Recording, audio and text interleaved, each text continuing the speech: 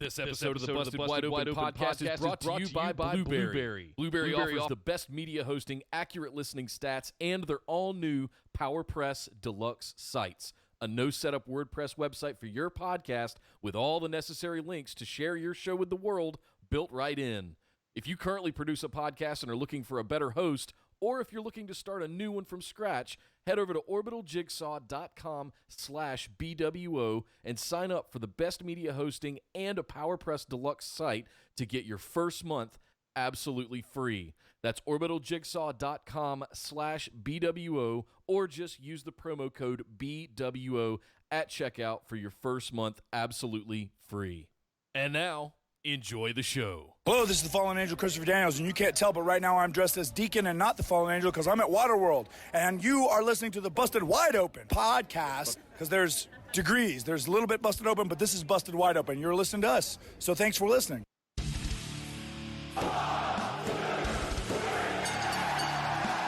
You're listening to the Busted Wide Open podcast, dropping the elbow on the hottest topics in sports entertainment and the world of professional wrestling. With your hosts, Nick Howell and Sir Ian Dangerous. Coming to you from the Orbital Jigsaw Network Arena in sunny Southern California.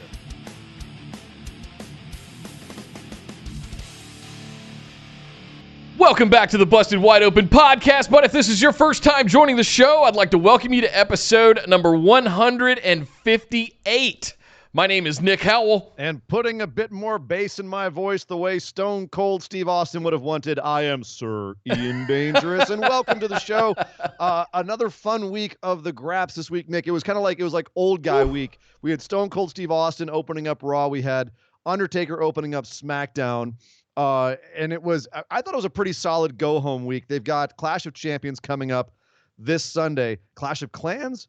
Clash of Champions. Clash of Champions. Yes. Okay, just checking. Coming up this Sunday over in WWE. So they were building for that. I thought they did a good job of going home. It's our last week of pre-taped NXT before it goes to 2 hours live on USA next week. Yep. New Japan, they're on the road to destruction. This weekend is also the Destruction Tour. We've got Beppu and where else are they going this week? Beppu and Kagoshima is this weekend too, Sunday and Monday respectively. And then also on Saturday, if you're into a little bit more hard-hitting MMA style pro wrestling, then Josh Barnett has Bloodsport on Saturday, and that card looks absolutely sick. I'm going to get into that later in the show. But yeah, lots to talk about this week, Nick. But let's not waste any time. Let's do our housekeeping. Let's get into the show. Absolutely. Guys, as always, head over to the Busted Wide Open discussion group on Facebook. Make sure you're in there. In addition, we've now started transitioning over to Discord for live chats, for pay-per-views, all of our weekly threads. We've got actual full-time 24/7 channels to chat Raw, SmackDown, NXT, New Japan, AEW, everything, anything is game all the time. You can find links to that on Twitter and in our Busted Wide Open discussion group on Facebook and in every episode of the show notes. Just to take a look there, as well as the description below if you're watching here on YouTube. Speaking of which, we are live here on YouTube every Thursday, at least for the next couple of weeks. Yeah, things but are there's changing. some contingencies there. Live here on YouTube every Thursday at 8 p.m. Eastern, 5 Pacific, but we'll go over some changes today on the show that will be happening over the course of the next few weeks. As I said, you can find us at BWO Podcast on Twitter and Instagram, right here on youtube.com/bustedwideopen. And last but certainly not least, we want to thank all of our patrons. Head over to patreon.com/BWO. Sign up for one of our awesome reward tiers where you can get access to some exclusive perks like the ability to ask questions here that we'll answer on the show every single week, copies of the show notes, access to bonus episodes every month, and much, much more over at patreon.com/BWO. Want to send another shout out to our inaugural August BWO monthly merch winner, Jared McDonald. Congratulations, sir. And the September giveaway is underway. Hundreds of entries already into that one.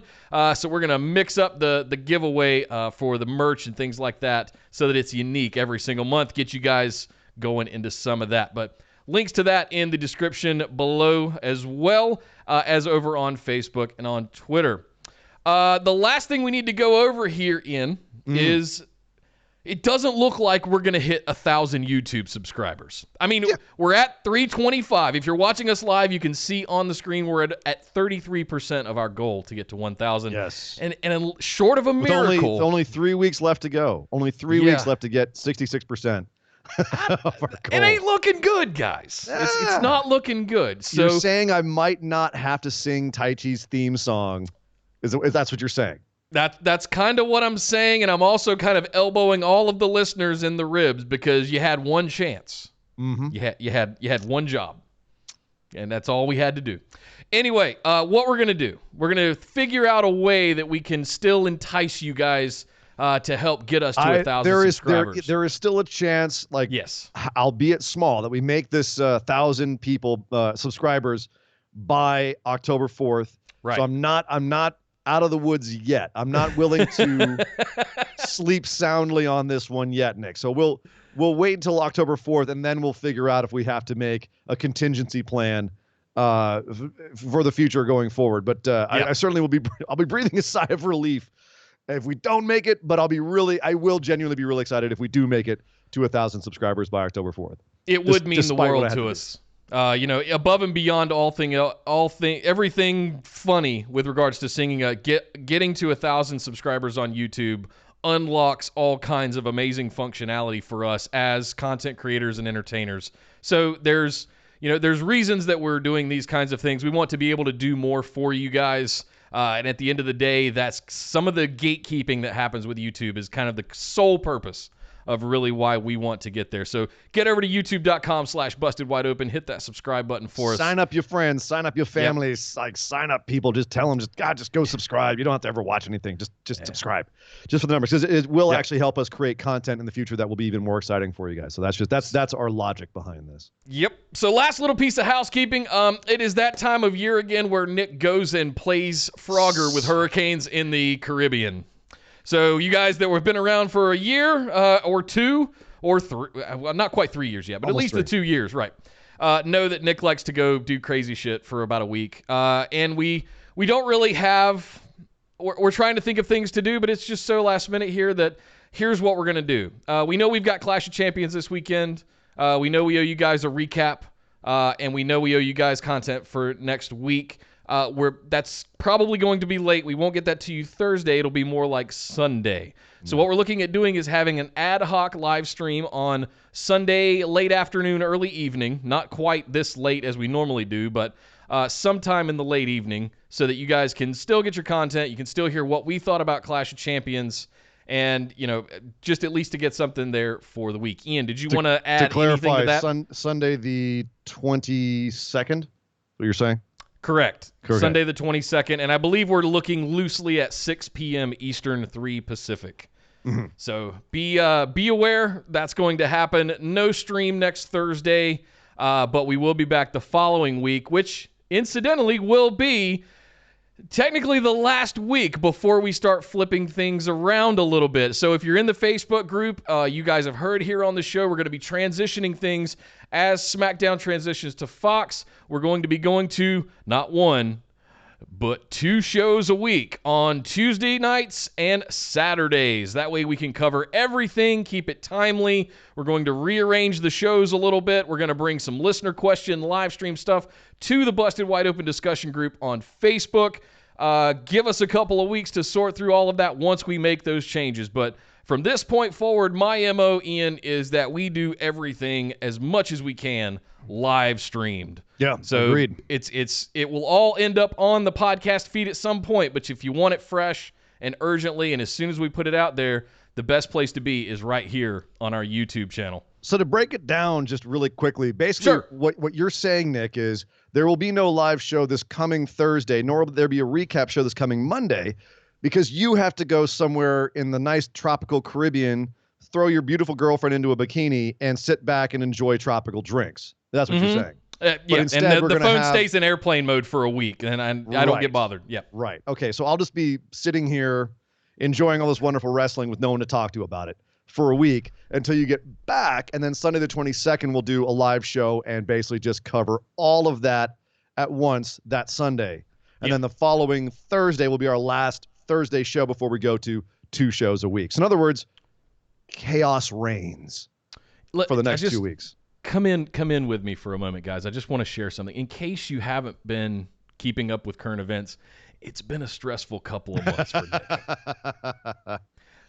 Nick I needs didn't say you didn't little bit earn of a this break. Caribbean vacation. I didn't say you didn't earn it. Oh, man. The good news is, knock on wood, almost everything is sorted out at this point. It's just a matter of small little knobs to dial. Got all the kinks and all the gremlins worked out.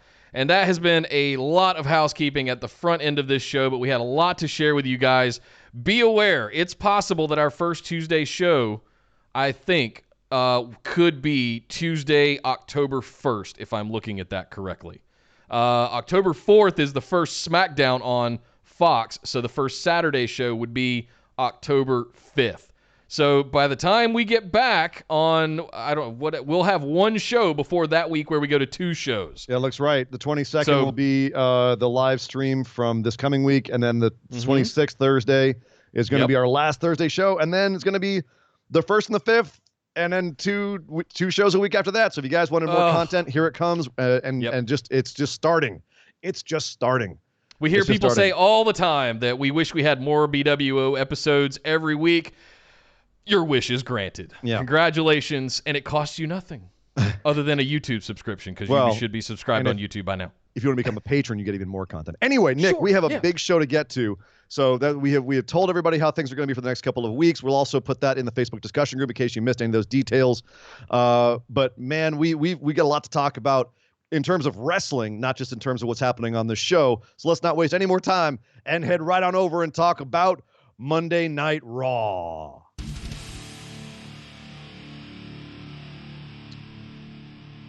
Stone Cold! Stone Cold! Stone Cold! What? Oh, yes. It opened with the glass shattering and a bigger pop than anybody gets on the current product. Stone Cold Steve Austin comes to the ring in Madison Square Garden to open Raw this week. And I wanted to be cynical, but I got the goosies. I got the goosebumps. To open the show with the glass shatter in Madison Square Garden, I flipped a table and geeked the hell out. I don't care what was said after that, because even that was hilarious. But that right there made the week for me, just to hear that. Yeah, so, and him comes out, poses on the turnbuckles, and drinks the beers. Drinks like a beer, because he's here for a mission. He's here on a mission. He's here because no one else seems to be able to get Seth Rollins and Braun Strowman to sign the contract. Certainly not Michael Cole. So Stone Cold is here to regulate and make sure this contract gets signed. And sure enough, he calls out Braun Strowman, who tries to shake his hand, and Stone Cold no-sells him. He calls out he calls out Seth Rollins. They come to the ring. They stand across the table where the contract is, and then Stone Cold shakes both their hands. They both give their reasons why they're going to win on Sunday, blah, blah, blah, and they sign the contract. And right as Stone Cold's about to say, hey, great, we got the contract signed, let's move on, out comes the OC. Out comes the OC, and AJ Styles, who's having a lot of fun being a heel these days, by the way, starts running his mouth about how Stone Cold is a relic of the past and shouldn't be here anymore. He starts walking down to the ring, at which point the war of words begins. You've got the entire arena shouting what at AJ getting flustered and making them even more excited about saying what. You have them calling him an asshole.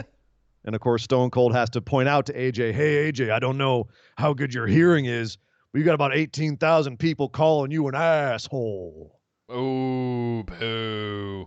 Plus saying AJ should have more bass in his voice. So, basically, there's a lot of fun. AJ gets into the ring, runs his mouth. Stone Cold very calmly moves the table out of the way.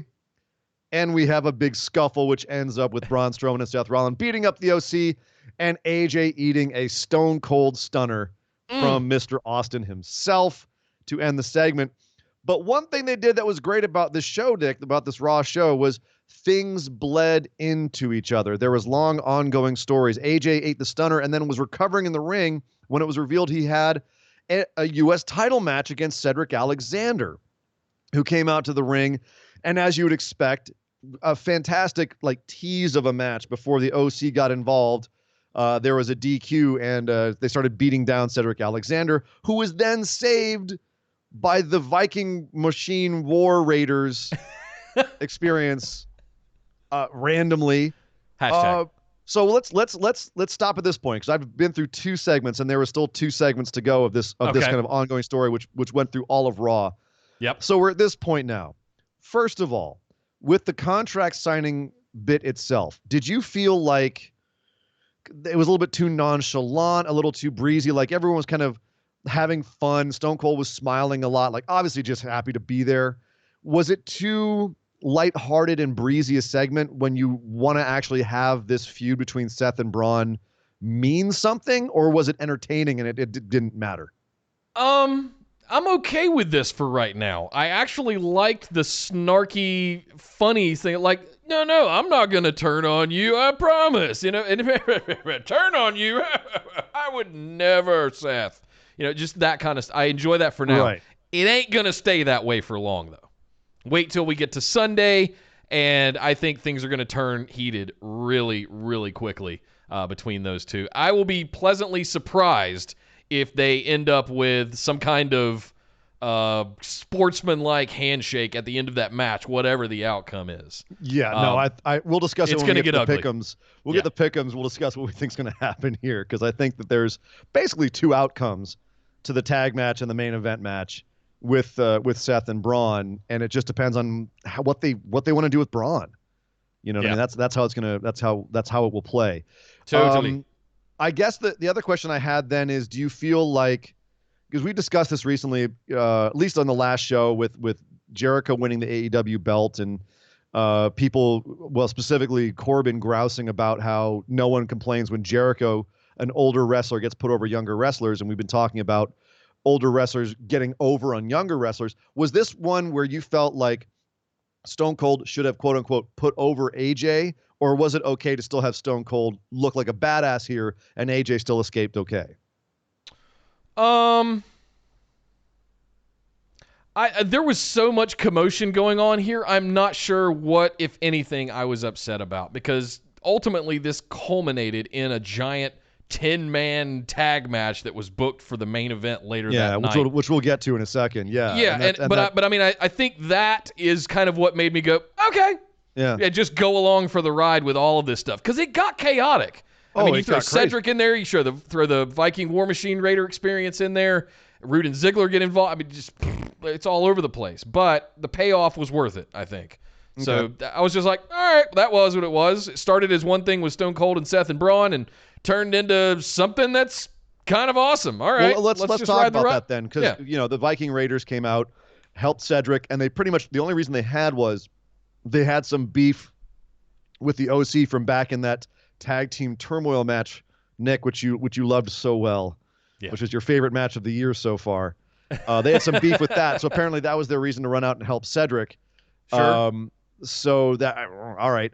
And this all, as you said, the OC gets chased backstage, where they meet up with Gable and Rude, who say, hey, it might not be a bad idea to join forces. What do you say? They shake hands, and we have all of a sudden arbitrarily a 10-man tag match.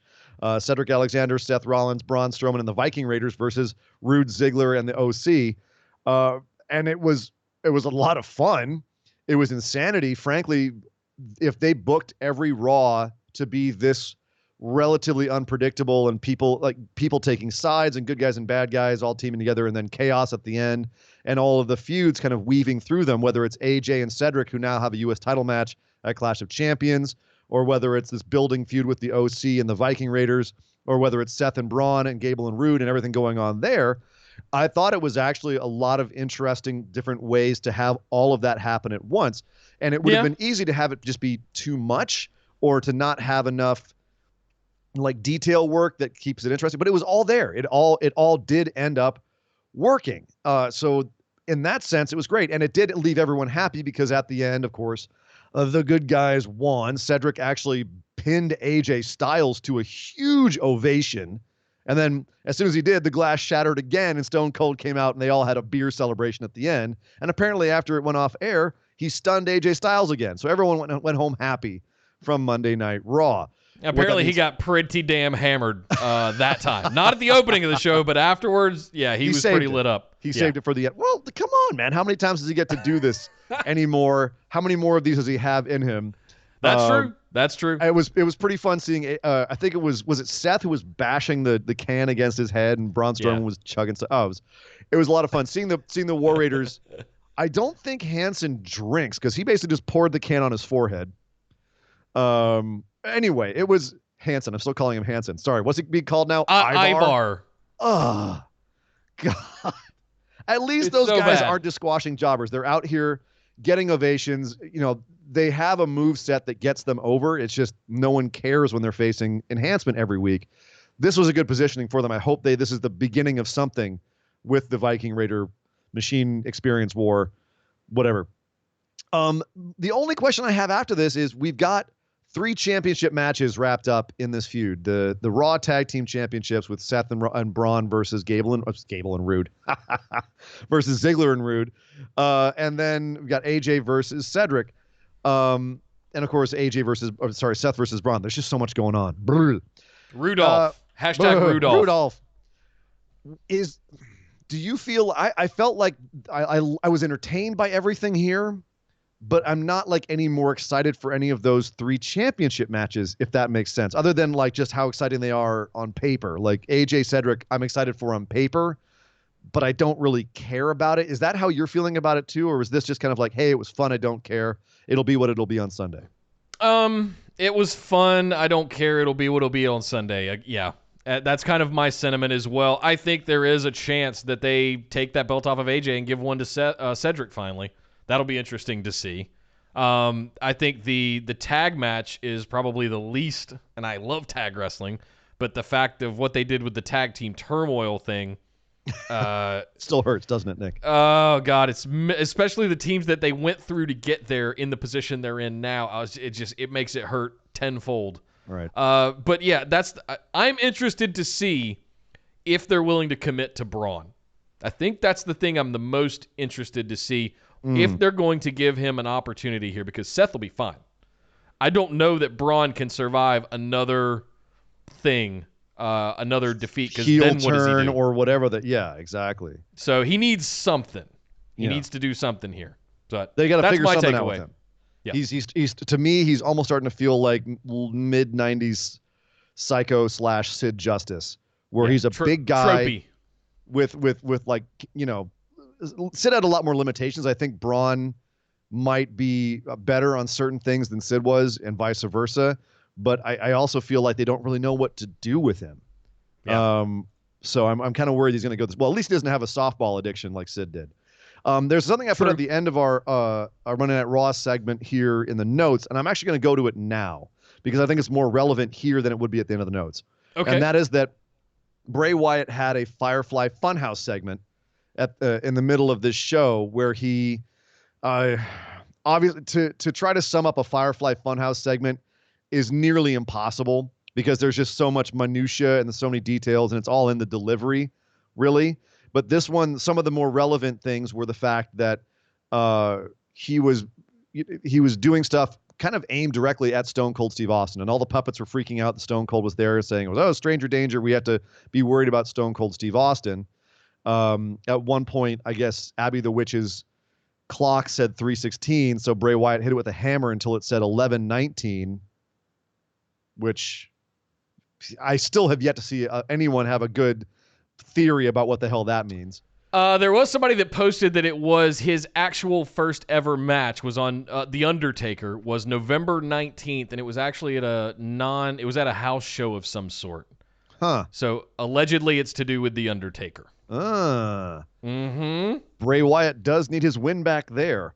Right. That being said, you know, there was a lot of people who suspected that Wyatt might come out and mandible claw Austin at some point. And for everyone who was worried about, you know, old guys not putting over new talent, Bray Wyatt has been the guy getting that rub a lot in the last few weeks, old guys putting him over. And Lord knows if he came out and mandible clawed Austin, that would be kind of, I mean, that's the golden peacock right there of getting put over. Right. You know, Austin doesn't put over anybody. Which honestly, that's one of the reasons he still gets these huge pops is he's still Stone Cold Steve Austin. He's retained his mystique. And frankly, I think at this point, it's almost an honor to eat a Stone Cold Stunner, which is why I'm not even worried about him, quote unquote, putting over AJ or not. So I'm curious.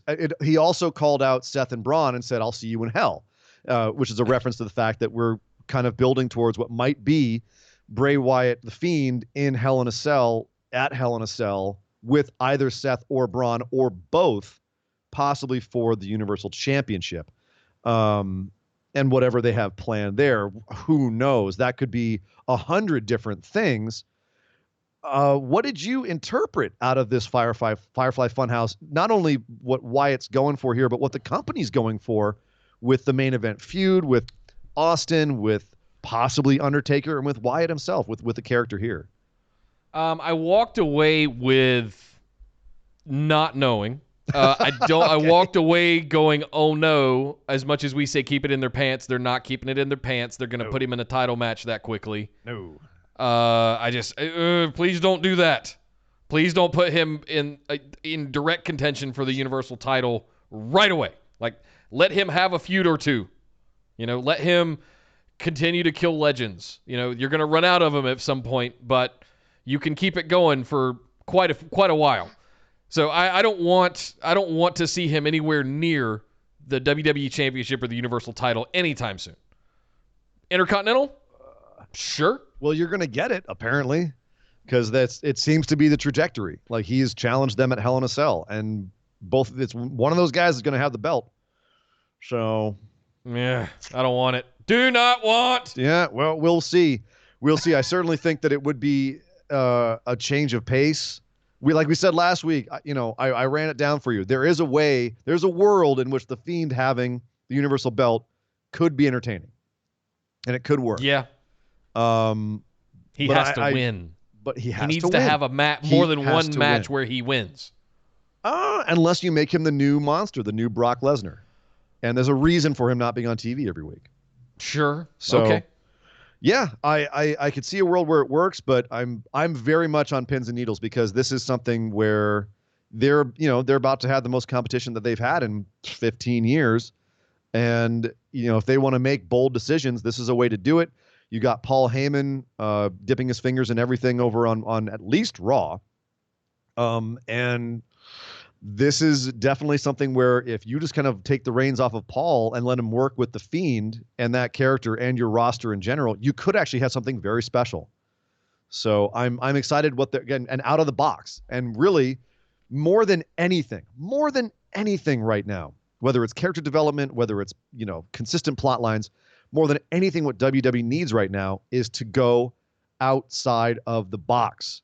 Give us programming that makes us every week want to watch next week, that we want to rewatch that segment, tell our friends about it, make it must-see TV, make it must-see YouTube, whatever it is. Get creative, get surprising. That's what they need more than anything right now, because otherwise Raw it becomes a chore to watch every week, which we can agree on, Nick, seeing as we've done it every week for the last however many years. Decades. Yeah. Decades. So moving on from that major storyline arc that's going on across Raw to the other major storyline arc that took up, actually, they had a whole half an hour for this segment, and props to them for doing so. We had a tag match between the 4 horsewomen of NXT, Charlotte and Becky, teaming up against Sasha and Bayley in Madison Square Garden.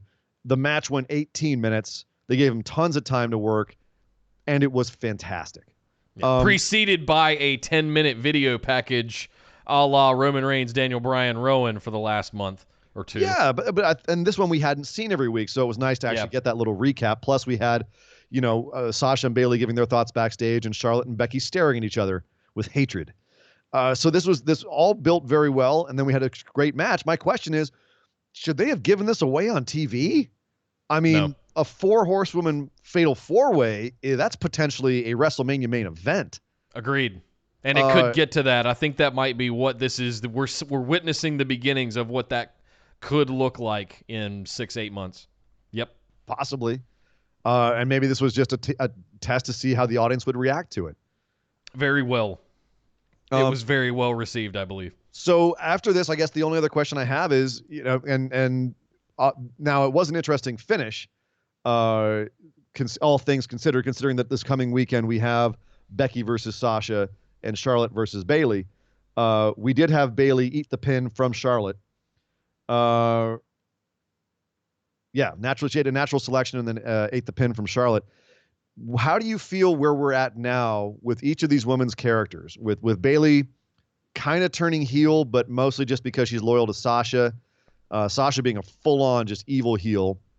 Charlotte being a cocky tweener at this point, and Becky just being Becky Badass. How do you like where all these women are positioned right now? Is there anyone that you'd like to see tweaked? Yes. Okay. The funny thing is that the least interesting one to me right now is Becky Lynch.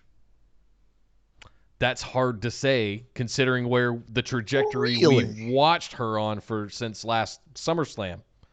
And it's Charlotte is in a really good place right now. I like her character. You mentioned tweener. I think she is going to go back and forth like that. She's been heel for some time now, but she's out here facing the heels in Bayley and Sasha Banks. So now she's flipping back again and teaming with Becky. Yeah, the whole Sasha and Bayley thing that's going on right now, I love. I wish it was against each other, but the tag thing it's okay. Charlotte, I kind of dig it. Becky is kind of just Becky. Yeah, I agree in some sense, but also I feel like she's gliding. She's, just at a certain level with this character. She's getting the Sports Center commercials, and she doesn't need to really be tweaked right now, I don't think, too much. They've established she's Becky. She's a badass. She just wants to fight people. Boom. I want the man back. I miss the man. Do you feel like she's not right now? She's definitely got the attitude still, I think. She's always had that, though. She's kind of always had that little, fire. The last kicker, she's always had that kind of element to her. Yeah, but it's toned down on me. I'm not as interested as I was circa Nia Jax punching her in the face Survivor Series last fall, coming out of that hot with Ronda Rousey. All that stuff that went on, she was king of the planet as far as I was concerned coming out of that. And then what happened earlier this year. But, she's the least interesting of the four of them to me right now. Yeah. Is it because her feud with Lacey after WrestleMania just was such a non-starter and just not very interesting that's really where she started cooling off? Because that's kind of where I think it was. That's where I've been postulating it's been for the last few weeks. You said it started way earlier in the year.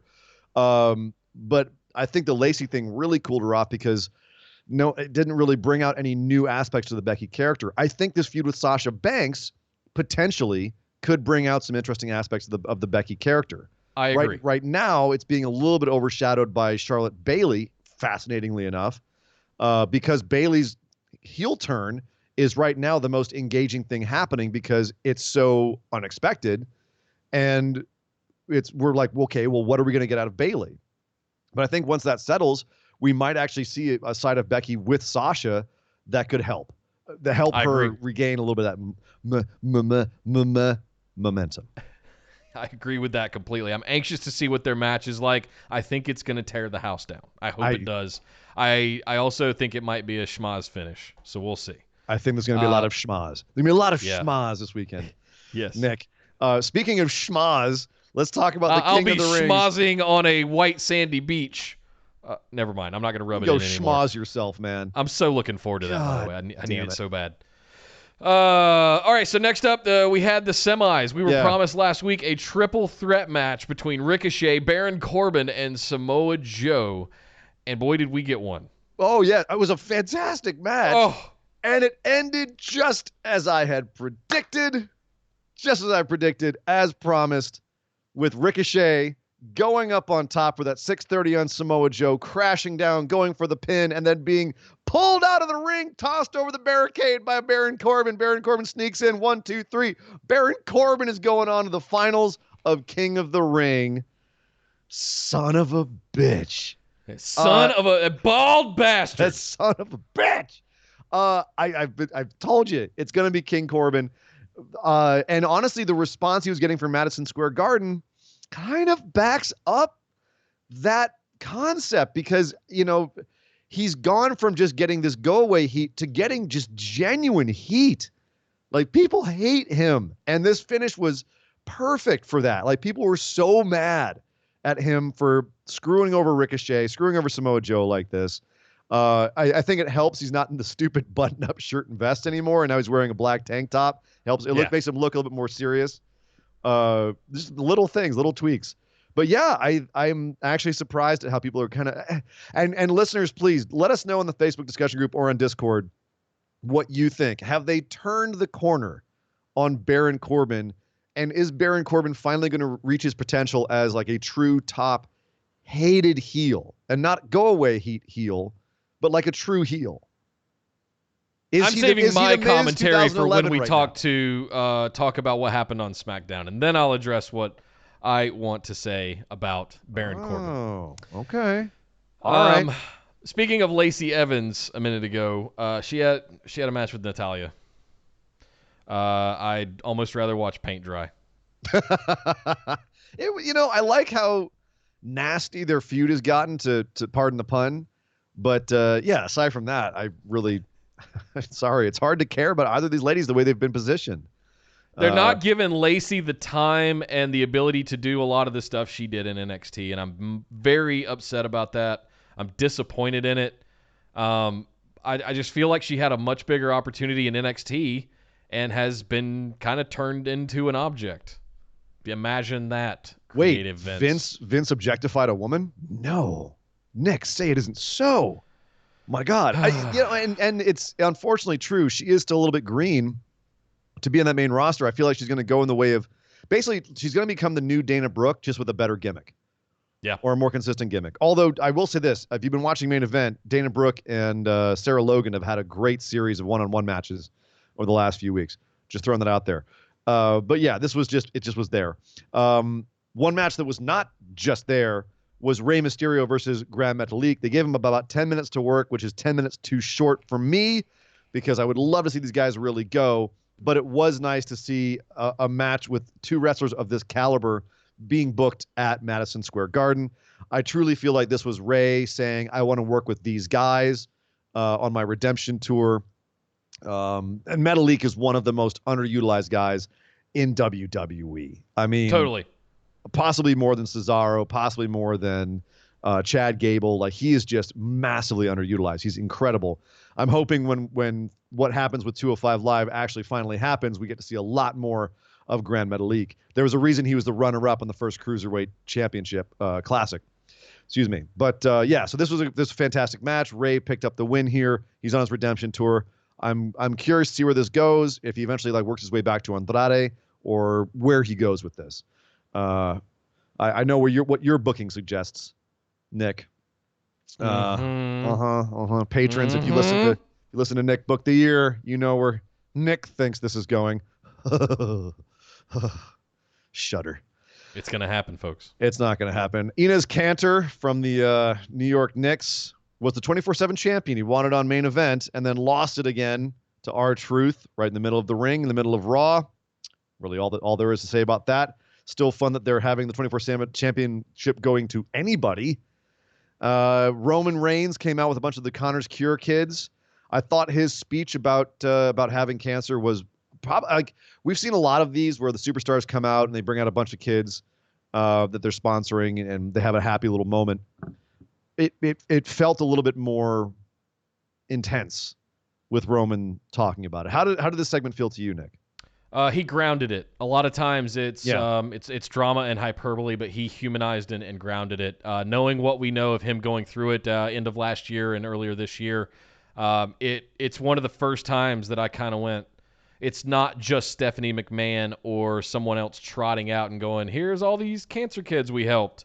There was someone there that truly connected and understood what these kids are going through, and coming out and telling the story, reminding us of what he went through a mere few months ago. Yeah. And is now out here wrestling every single week again.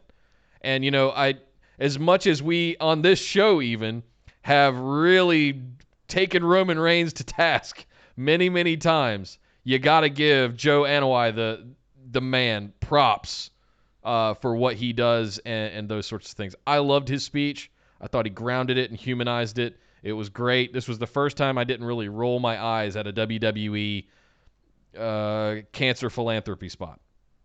I have to agree. I actually, I have to admit, I didn't watch it the first time I watched Raw. I rewatched it again just to give it its due, and I feel bad for having skipped it the first time.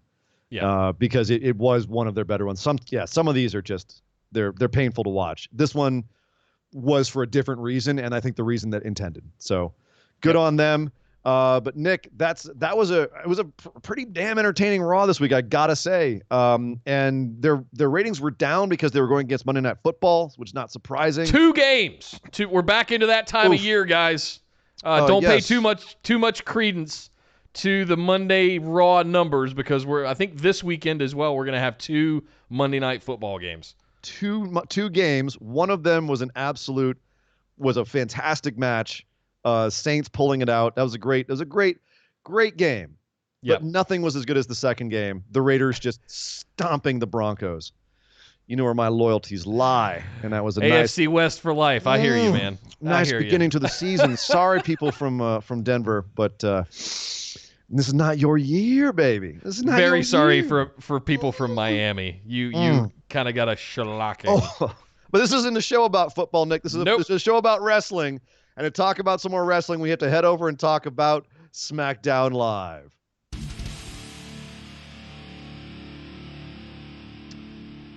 Well, over on SmackDown Live, not Raiders, to be baby, outdone.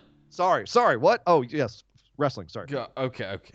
Not to be outdone by the glass shatter, SmackDown Live opens with the gong. Yep. And again, Nick stood up and marked the hell out because in 1 week we opened the 2 major shows with the glass shatter and the gong, and I thought it was 1998 again. I'm so happy to hear, Nick, that after 3 abysmal Saudi Arabia shows for The Undertaker, after a horrible tag match, after a Goldberg match that might have been one of the worst stinkers of the last 10 years, you still have the ability to mark out for The Undertaker. That makes me so happy. Still get the goosies every time. Oh, I have to say, after Stone Cold Glass Shatter on Monday, to hear the gong at top of SmackDown, I might have rolled my eyes a little bit. Like, oh, of course, WWE. It's bring out the old guys week. We're trying to get all the lapsed fans back to fight AEW. But okay, all right. Okay. Yeah. But yeah, all right. This was fun. There, Madison Square Garden. Undertaker came out, and even he, like Stone Cold, he went off on a tangent when he came out on Monday Night Raw. Hey, I know we're supposed to be here signing contracts, but instead, Stone Cold got to talk about the time Madison Square Garden, Undertaker knocked his ass out. You looking at the lights and didn't know where he was. Earl Hebner said, "You in the garden, son?" Undertaker comes out, does almost the same thing, only Undertaker style. Yeah. Where he pontificates about all the souls I've taken Madison Square Garden. Yes. So, yeah. Honestly, this. The best I didn't part like about what this, happened next, though. The best part about this Undertaker opening, the best part about this wasn't the Undertaker out there talking about how all the times I've had it here at Madison Square Garden have been great over the years. It was all of a sudden in the middle, he said, "Now it is time for a new generation of superstar." And he's cut off by Sami Zayn's music. And you could feel everyone in the arena just go, "Oh, God. Oh, God, no. Oh, God." By that time, why? I had set my table back upright again, just in time to flip it back over again. Now, for fuck's sakes, really? Come on. And of course, Sami you're having out. an Undertaker moment opening a major show. And Sami Zayn's okay. Perfect. Actually, this turned out all right, though. But it did. Of course it did. Of course it did. Sami did give us a little bit of hint about this on social media, where Undertaker came out at NFL game day, or college game day, excuse me. They came with the whole entrance and everything. And he came out and Sami tweeted about how someone should shut Undertaker up for good. This is based on that. He came out and said, "Taker, it's time for you to go. Just put down your mic, old man, and leave the ring." Undertaker gave him the mic and looked like he was about to leave. And as Sami was kind of starting to feel himself in the ring, yeah, old Sami Zayn got rid of the Undertaker. Undertaker kind of looked back and went, "Nah." Got back in, choke slammed the hell out of him, and walked away to a rousing chorus of cheers. Nothing segment, fun little thing, just a way to get the crowd ready for the show. I didn't really rate it at all. But again, old guy burying a new guy. Is this okay? Or was this is the point, is to get the crowd hype, and it's not really a big deal. It's not going to hurt Sami kind of thing. It's not going to hurt Sammy kind of thing. No. I mean, it's the Undertaker. You're going to take one from the Undertaker. Probably knock the wind out of him, but yeah.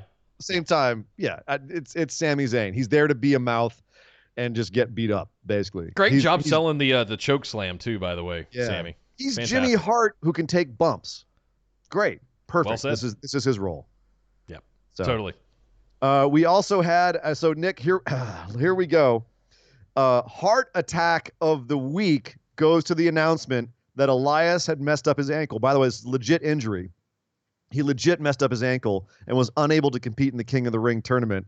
And his replacement against Chad Gable was Shane McMahon.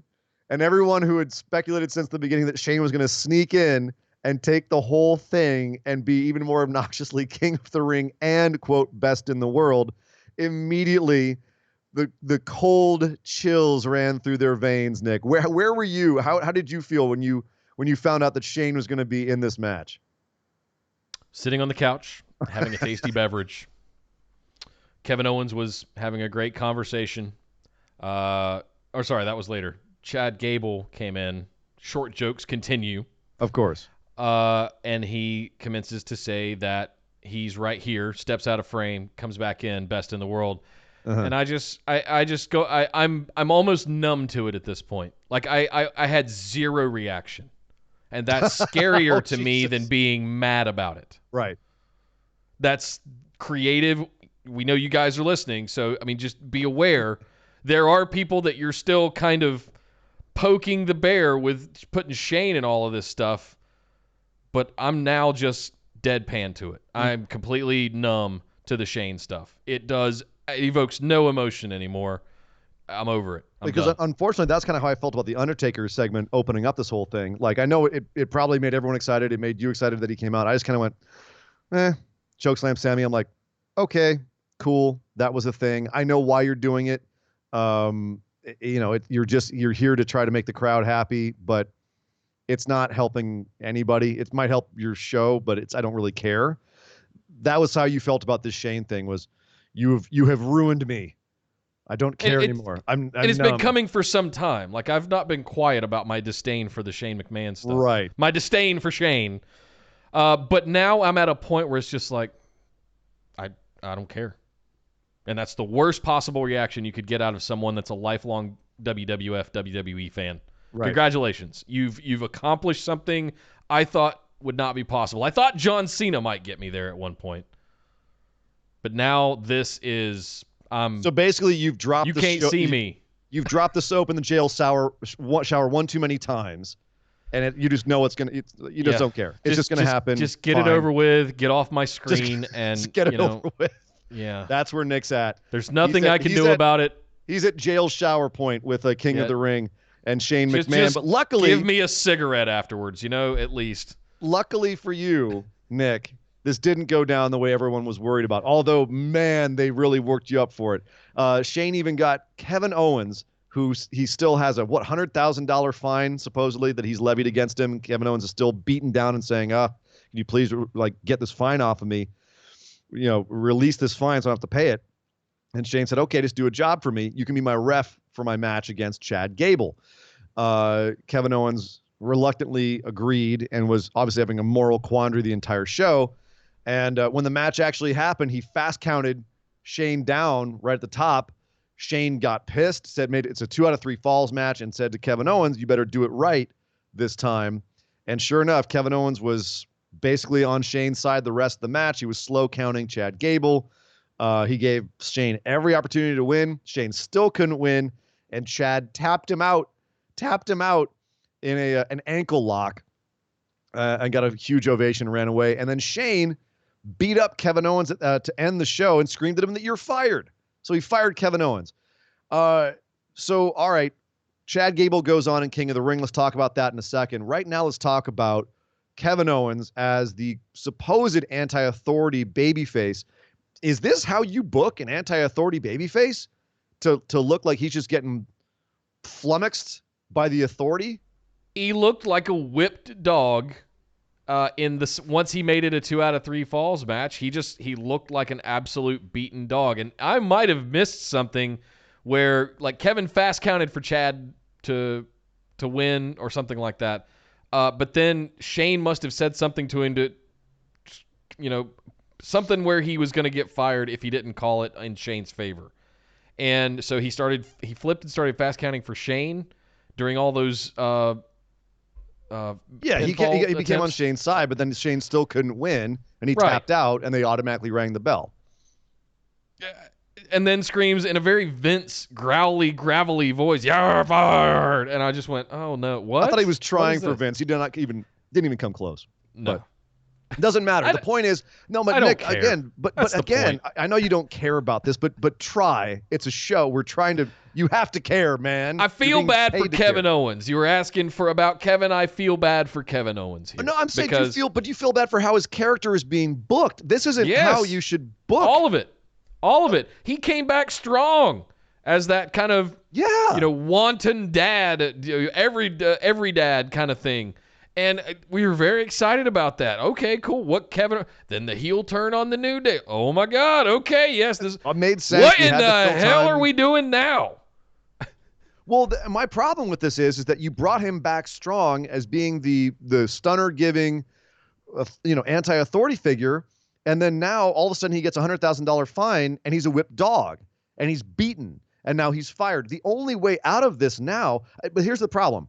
The way out of this is to have him finally break and lose it and just go off on Shane McMahon and beat him up whenever he can because there's no rules, and have him get back over that way. But the problem was he was already there, and then you pulled him back, and now you're going to let him do it again when people now feel like he's a wimp because he just laid down for Shane McMahon basically. So you've kind of already undercut his character here. Why did he take as much as he took from Shane before he broke when he was already this badass guy before it?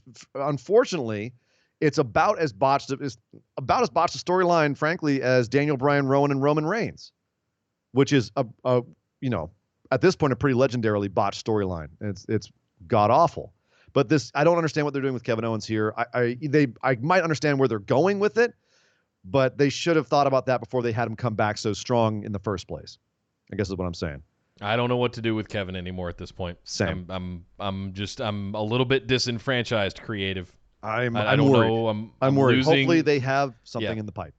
Yeah. Chad Gable going to face Baron Corbin. Nick, you said you had something to say about Corbin and Gable, which, by the way, will not be at Clash of Champions anymore. That match is now scheduled for next week on Raw, which I think is the right decision. It would have gotten lost in everything else on Clash of Champions at this point. I think having it be a major featured spot on Raw is a better idea. Give it more time, give it more of a presentation, have it be a big segment. I think that's a smarter idea. But give it time for the speech after the match, all of the theatrics that come along with King of the Ring. I agree, taking it off of Clash of Champions was the right thing to do. Let Corbin give his 316 speech, which will get him over for all time. Hey, hang on. Sorry. You're already of course Corbin's going to win it. There's no way they're putting King of the Ring on Chad Gable. I actually thought for a minute there they might sneak one over on Corbin and give it to Joe and let Joe move forward. Because it was down to those two in my mind. You haven't noticed that Joe's been gaining weight? No, I've been noticed that he hasn't been winning anything lately. He's been gaining weight. He's been stuffing himself on eating so many pins. Well said. Well said. It's gross. It's going to be King Corbin, guys. I like that he's going to do it on Raw. I don't really feel bad for Chad Gable. I don't even know what to think about Chad Gable right now, if I'm being completely honest. They haven't done a good job. They gave him a haircut and a nickname of Shorty, and what? Okay, I'm just supposed to go with it. I don't think they've officially called him Shorty G yet, but it might be in the works once he loses King of the Ring. And proves that short guys can't win things unless they completely flummox all of us and Chad Gable does pull it out. And the whole point was to have him against a really tall guy like Corbin and then have it be an anti-bullying thing. I don't know. This is a bizarre finals for me. I figured Corbin was going to be in it, but I thought it was going to be against somebody else. But again, maybe there's a plan here with Gable that we can't see.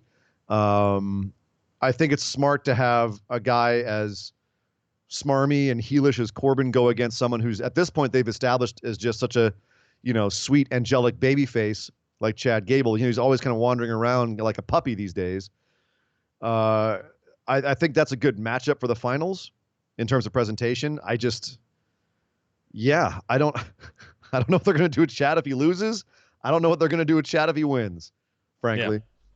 That's a great point. I wouldn't know what to do with King Chad Gable. What are you going to do with King Chad?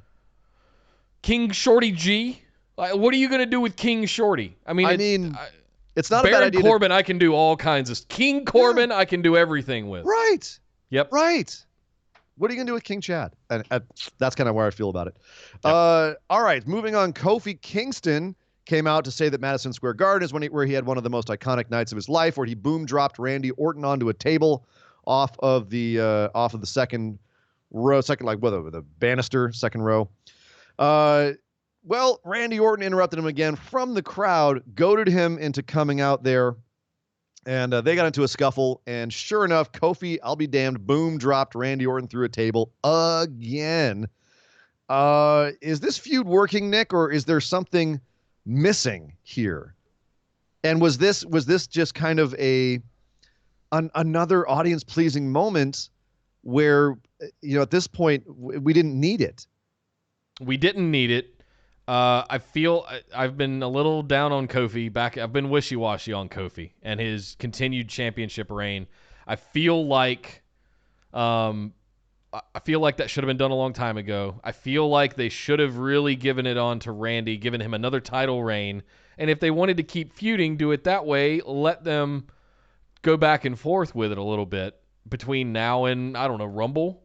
But if they're going to continue to have these guys do the tropiest same thing every single week, you're losing my interest if there's not any outcome.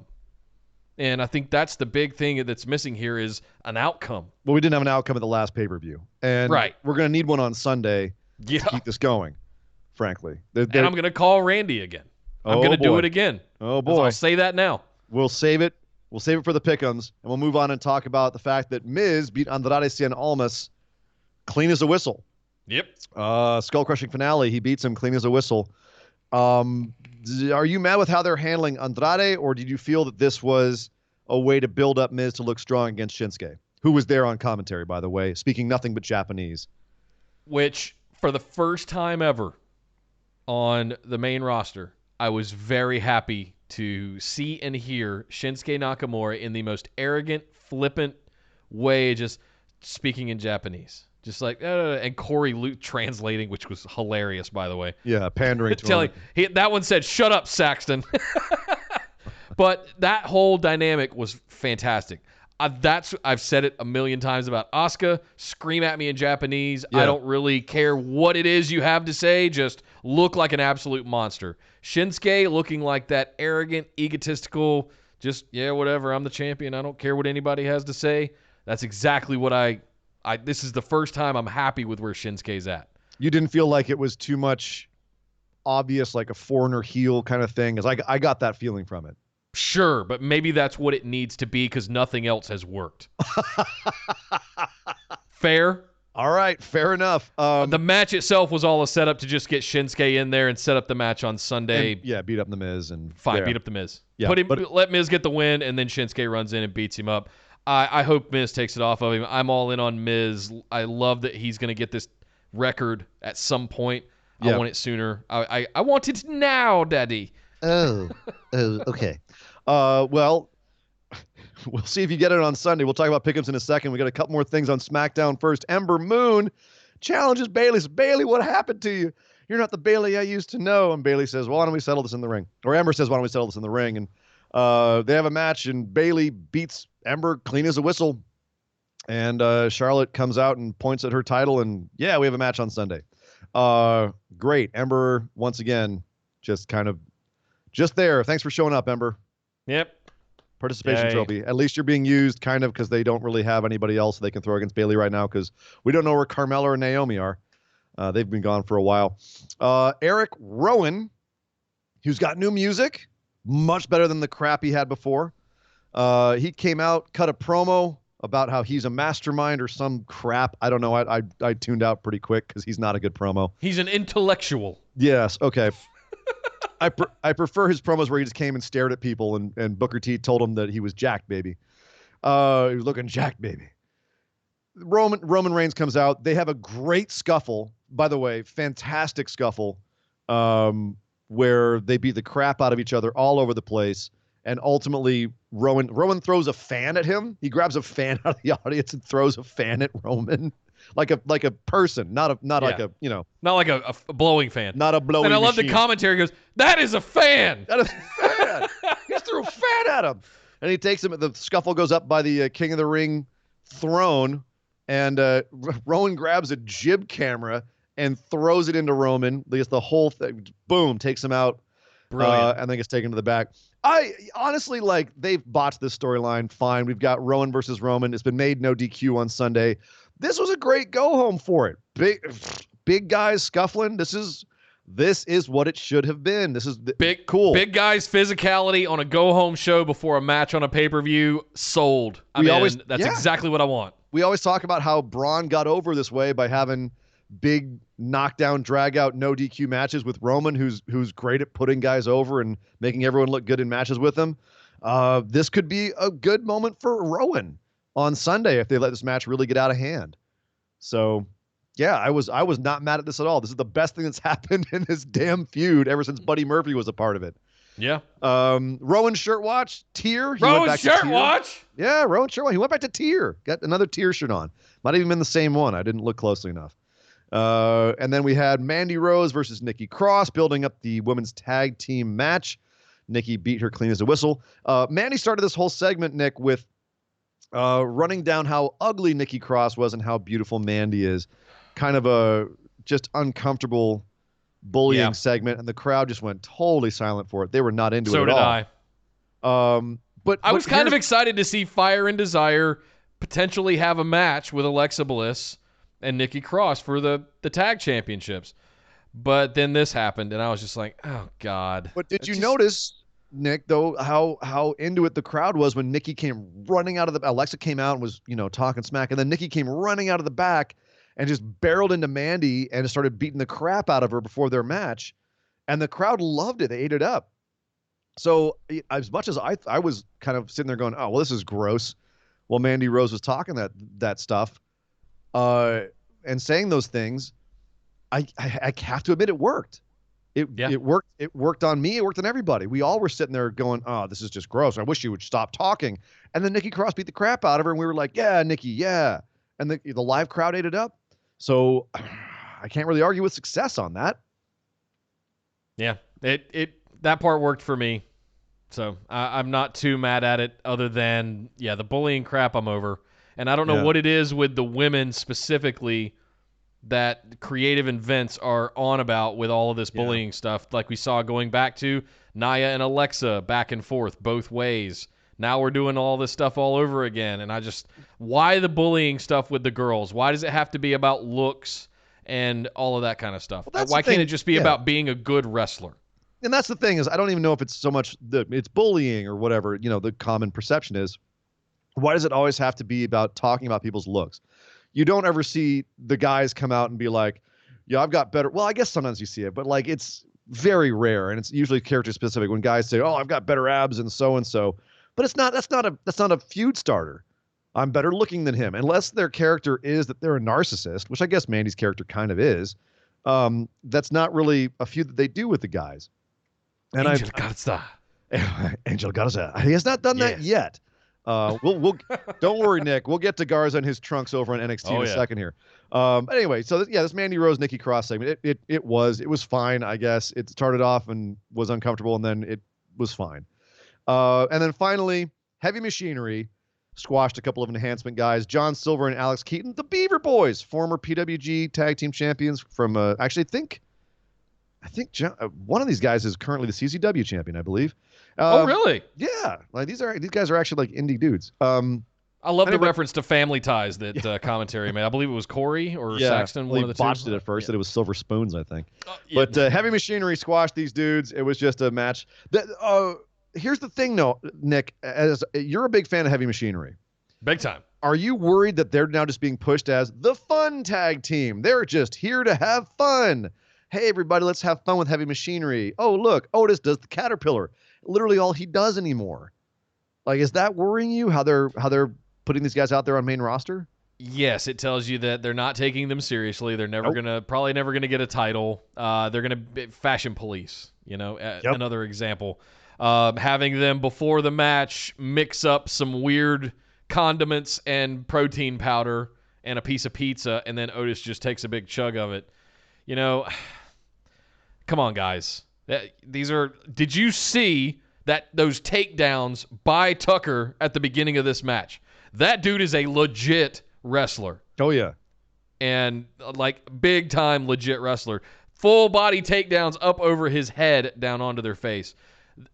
His ability in the ring is fantastic. I just think Otis being the comedy sidekick might be taking them both down. As much as I love and enjoy me some Otis Dozovich, I'm wondering if it's going to ultimately hamper their ability to be taken seriously in the tag division. When that's all that you let him be. I mean, he's also a fantastic wrestler who can do a lot of stuff other than just a caterpillar. But all right, it was what it was. A lot of the show was there just to entertain the MSG crowd, whether it was Kofi doing the boom drop, whether it was Nikki coming out and tackling Mandy after a god-awful promo, whether it was Undertaker choke slamming Sami Zayn.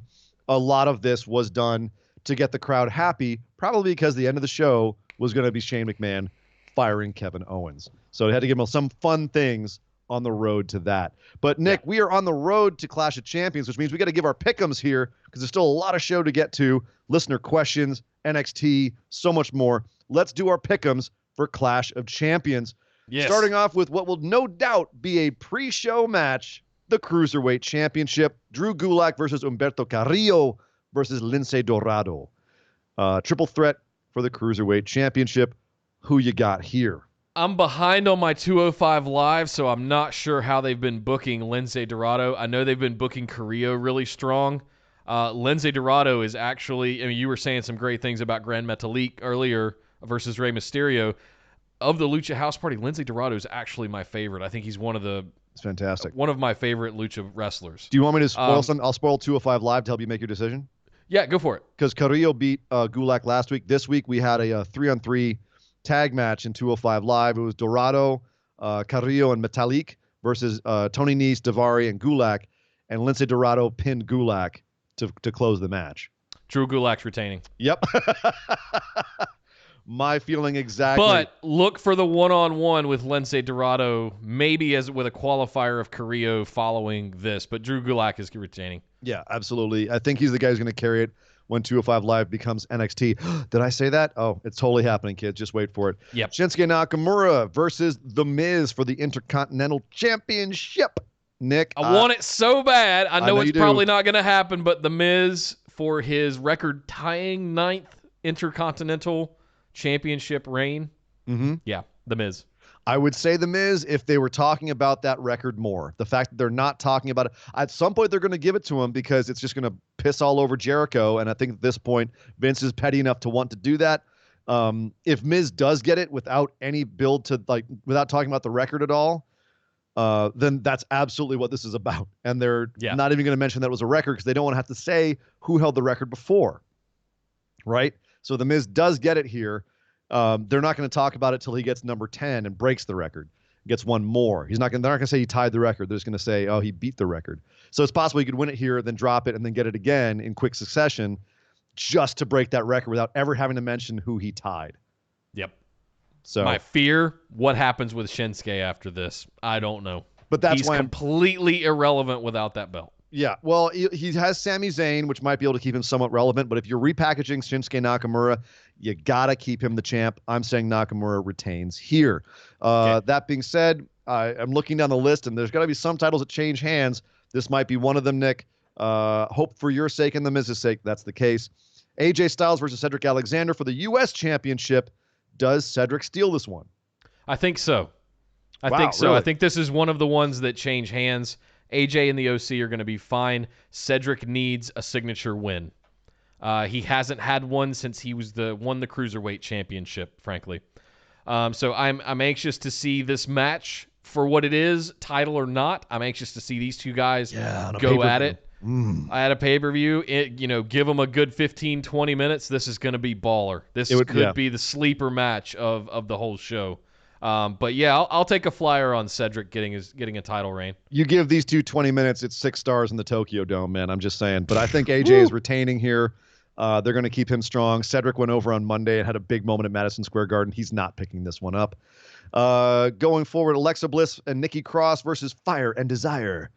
Desire for the Women's Tag Team Championship. What's happening here, sir?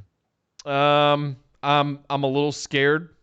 But I think Bliss and Cross retain because I don't think they're going to be the ones. I think the Kabuki Warriors are going to be the ones that end up taking these titles off of Bliss and Cross ultimately. If not a intermediary reign again with the Iconics, it ain't going to be Mandy Rose and Sonya Deville. Yep. Bliss and Cross retain.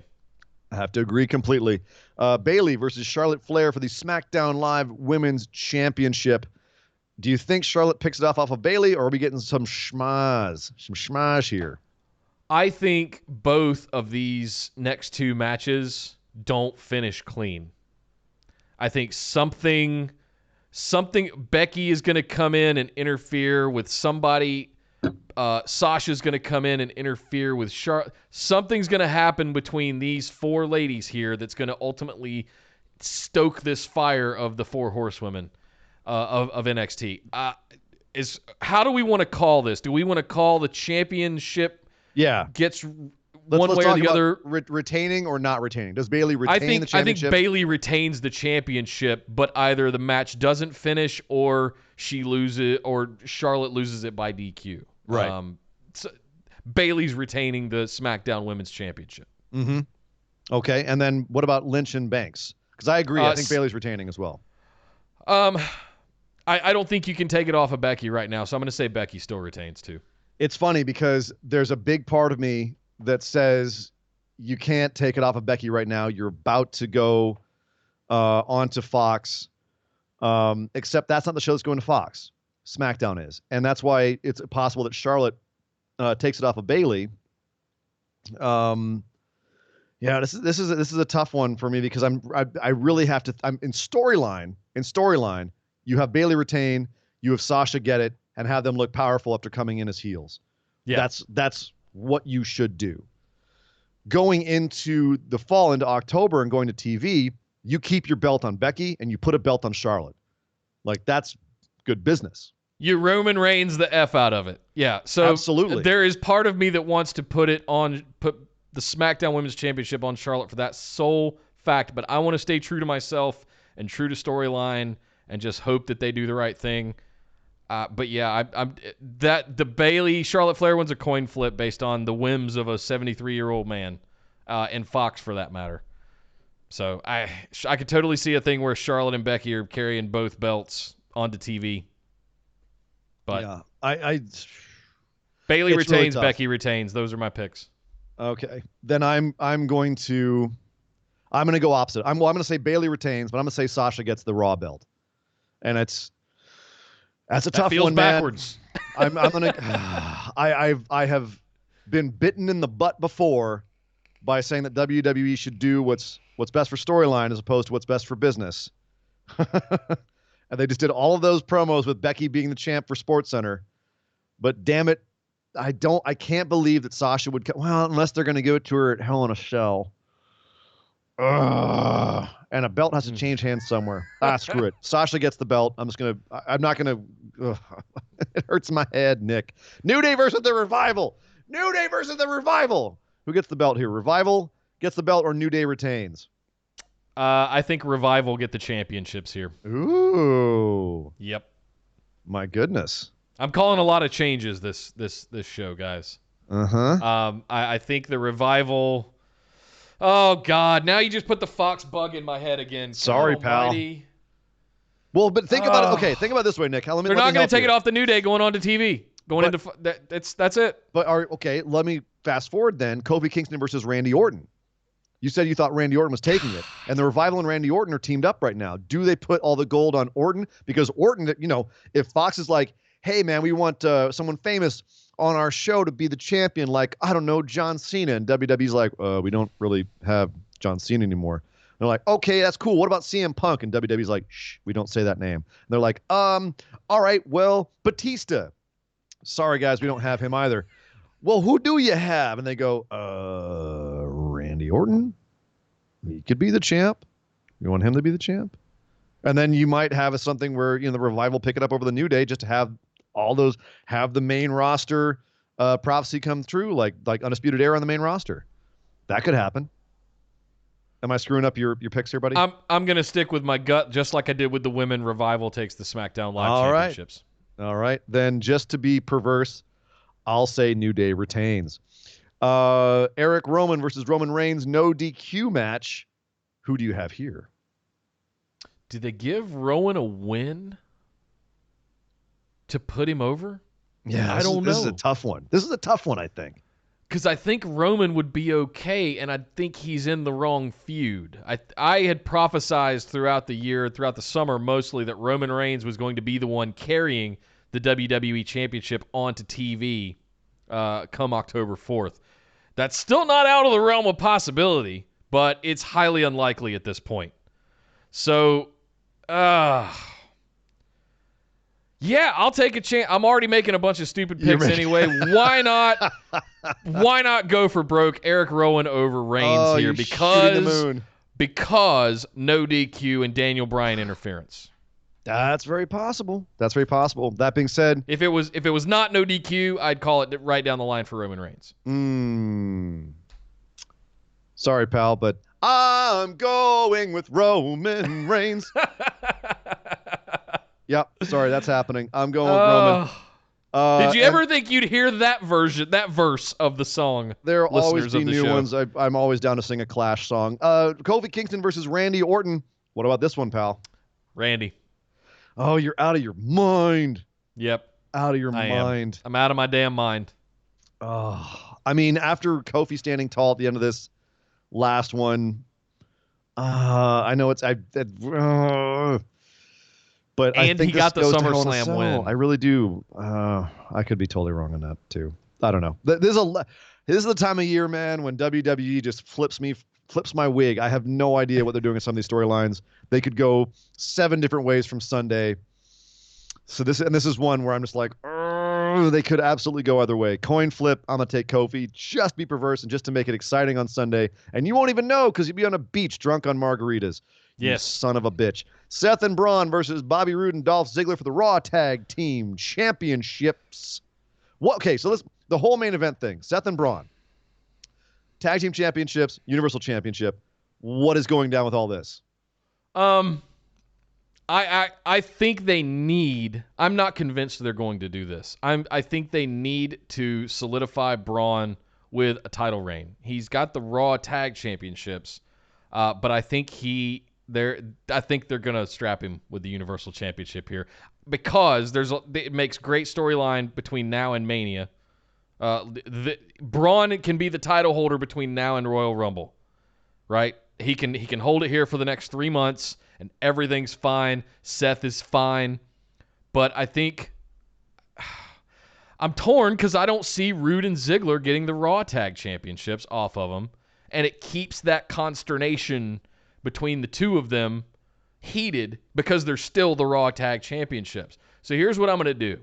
I'm going to say they retain the Raw Tag Championships, but leading them to a very sportsmanlike, hey, we're happy, we're still Raw Chat, let's go have a good match, sport. And then Braun somehow beats the shit out of Seth and takes the Universal Championship. Whether it's a turn or not, I don't know. Seth Braun retained Raw Tag Championships, but Braun comes out with the Universal Championship. It's tough because, again, going into TV, do you keep it on Seth, who's your hottest babyface, or do you put it on Braun and finally make it right with Braun? Have him do something. And also, keep in mind, if we do have that Hell in a Cell match, does the Fiend just kill Braun in the cell and take the belt? Or does he kill Seth? So that's also an aspect, is like, what happens in Hell in a Cell? This is another one where I'm sitting here going, man, anything could happen here. I think it's more compelling over the next couple of weeks to have Seth and Braun still be the tag champs whatever happens in the main event, especially if Braun wins. Yeah. It's way more compelling. If Seth wins, it's still compelling. Putting it on Rude and Ziggler, I think there's not real, like, you've got to get these belts onto the Viking Raiders or the OC again and have that feud be the main tag feud, because Vince only cares about tag feuds if they have belts on them. So give them the belts in that feud. The only way I can see that happening is if at some point the OC comes back and beats Braun and Seth, because they're not in communication anymore because of what happens in the main event here. Yeah. That being said, Rude and Ziggler need to do freaking something besides just win a tag team turmoil match. And them coming away with the championships would make sense. If Seth and Braun fall apart in that match and it feeds into the heat in the main event, then that also would make sense. So again, we're looking at several coins flipping in the air here, but it really, they could go so many different ways with this, and all of them would be legit and make sense, and they could pull it off and they would be satisfying. So this is really tough to try to call what they're going to do here, because again, do they go with business or do they go with storyline? And business would say they would keep the belt on Seth unless they were ready to push Braun as a major babyface. But if he beats Seth, is he still a babyface, or does Seth take his beating like a man, or try to? And then we have, going forward, we have some friction in the tag team that they have. Oh, that's where I'm at. I think brutal. Braun takes it and they retain the tag, so they still have to be a tag team. Just and that so ultimately that is their demise. Just so that I'm not absolutely sweating bullets, because I'll be at work by this point, I think, in the show. I don't want to have the same thing happen that happened at SummerSlam, where I was barely able to serve people drinks because I was sitting there on my phone like, who won? Was it Brock? Did Seth get it? I'm just going to pick the same as you. Seth and Braun retain the tag team titles. Braun gets the major title. I honestly, in my heart, I think Seth is going to retain here, but I'll take Braun just so I'm not stressing about it, because I'm a wimp.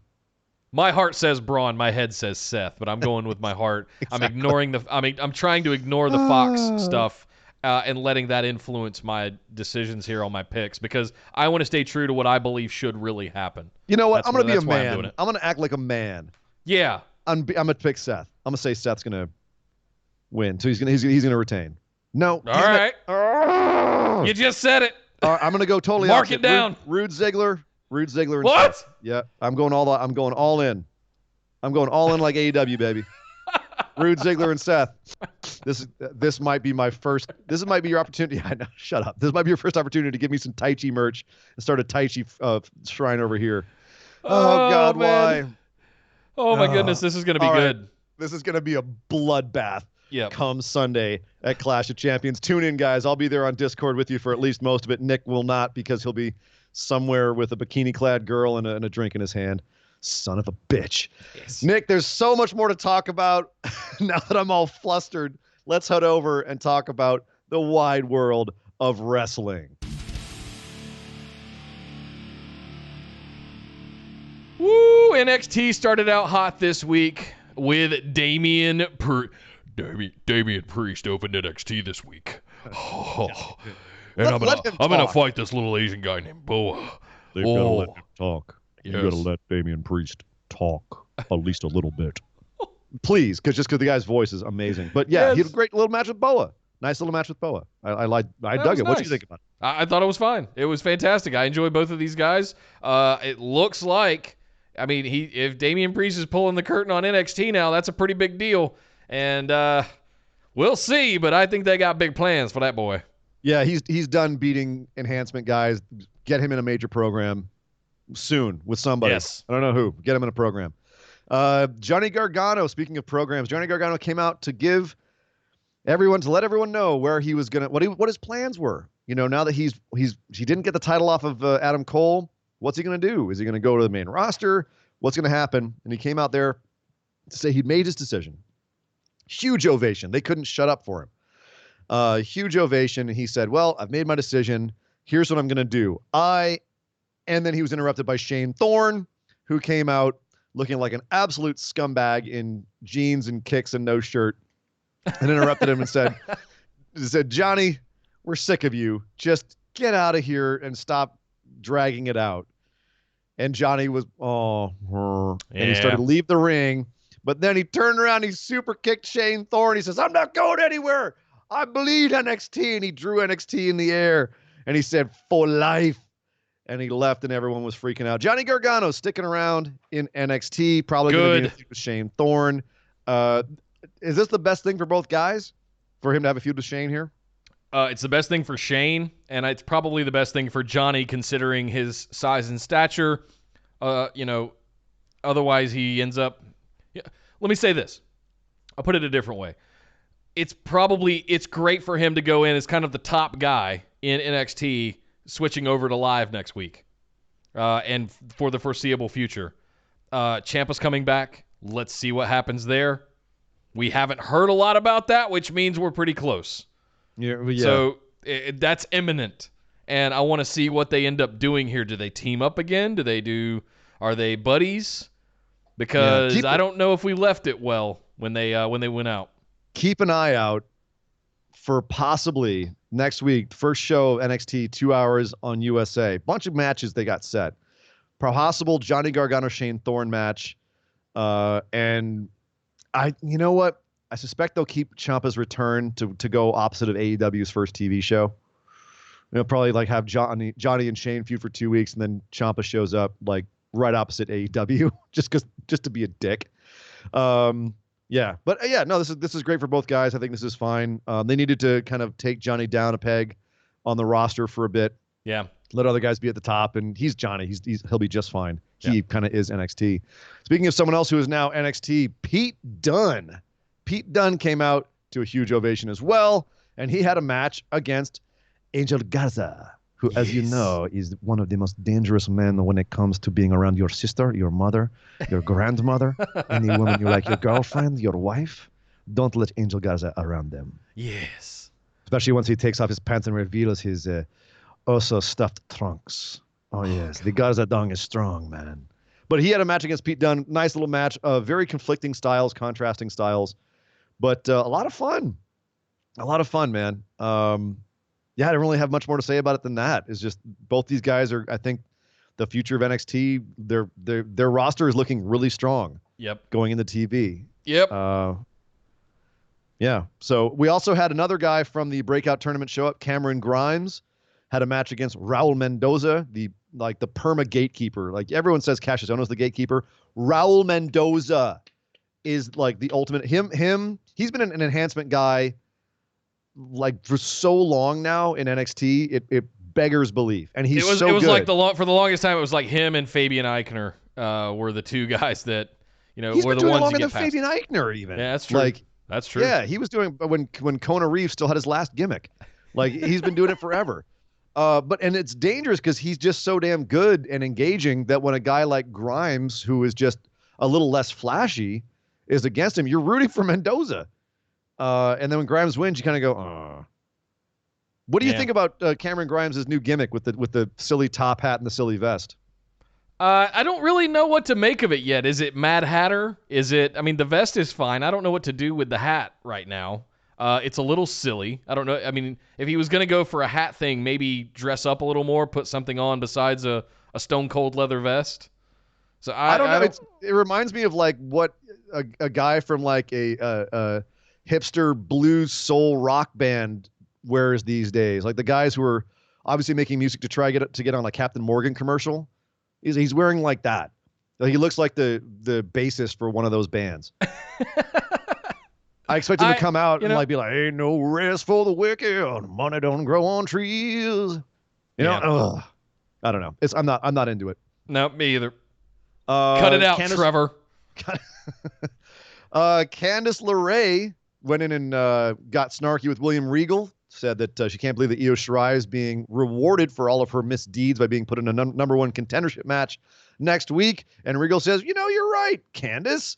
Why don't you be in that match too? And tell you what, if Rhea Ripley beats Shayna Baszler later tonight, we'll put her in there too. And Candice says, all right, sweet. Thanks, Regal. And when we had that match, Rhea Ripley versus Shayna Baszler, we didn't really get a whole lot out of this. We just saw that Shayna is definitely stronger, is being booked to be stronger physically than Shayna Baszler. The first real competition that Shayna's had, that's how they're booking her. Of course, the Horsewoman came out, got involved, brought in a chair. Rhea Ripley lost her mind and hit Shayna with a chair, got DQ'd, so she will not be in the number one contendership match next week yet. Did that make her look dumb, though, to hit Shayna with a chair and get herself DQ'd when that was on the line? Or did it make sense? It kind of makes sense for her character. Like, gives 0 Fs, just doesn't care. I'm fine with it. And I don't want to put her in there yet. We need somebody. Listen, I thought Rhea was going to come in and be like, oh my God, it's the chosen one. It's the one that will dethrone the Baszler. But they're both heels. So at the same time, I'm going. Is Rhea a heel, or is she a badass face at this point?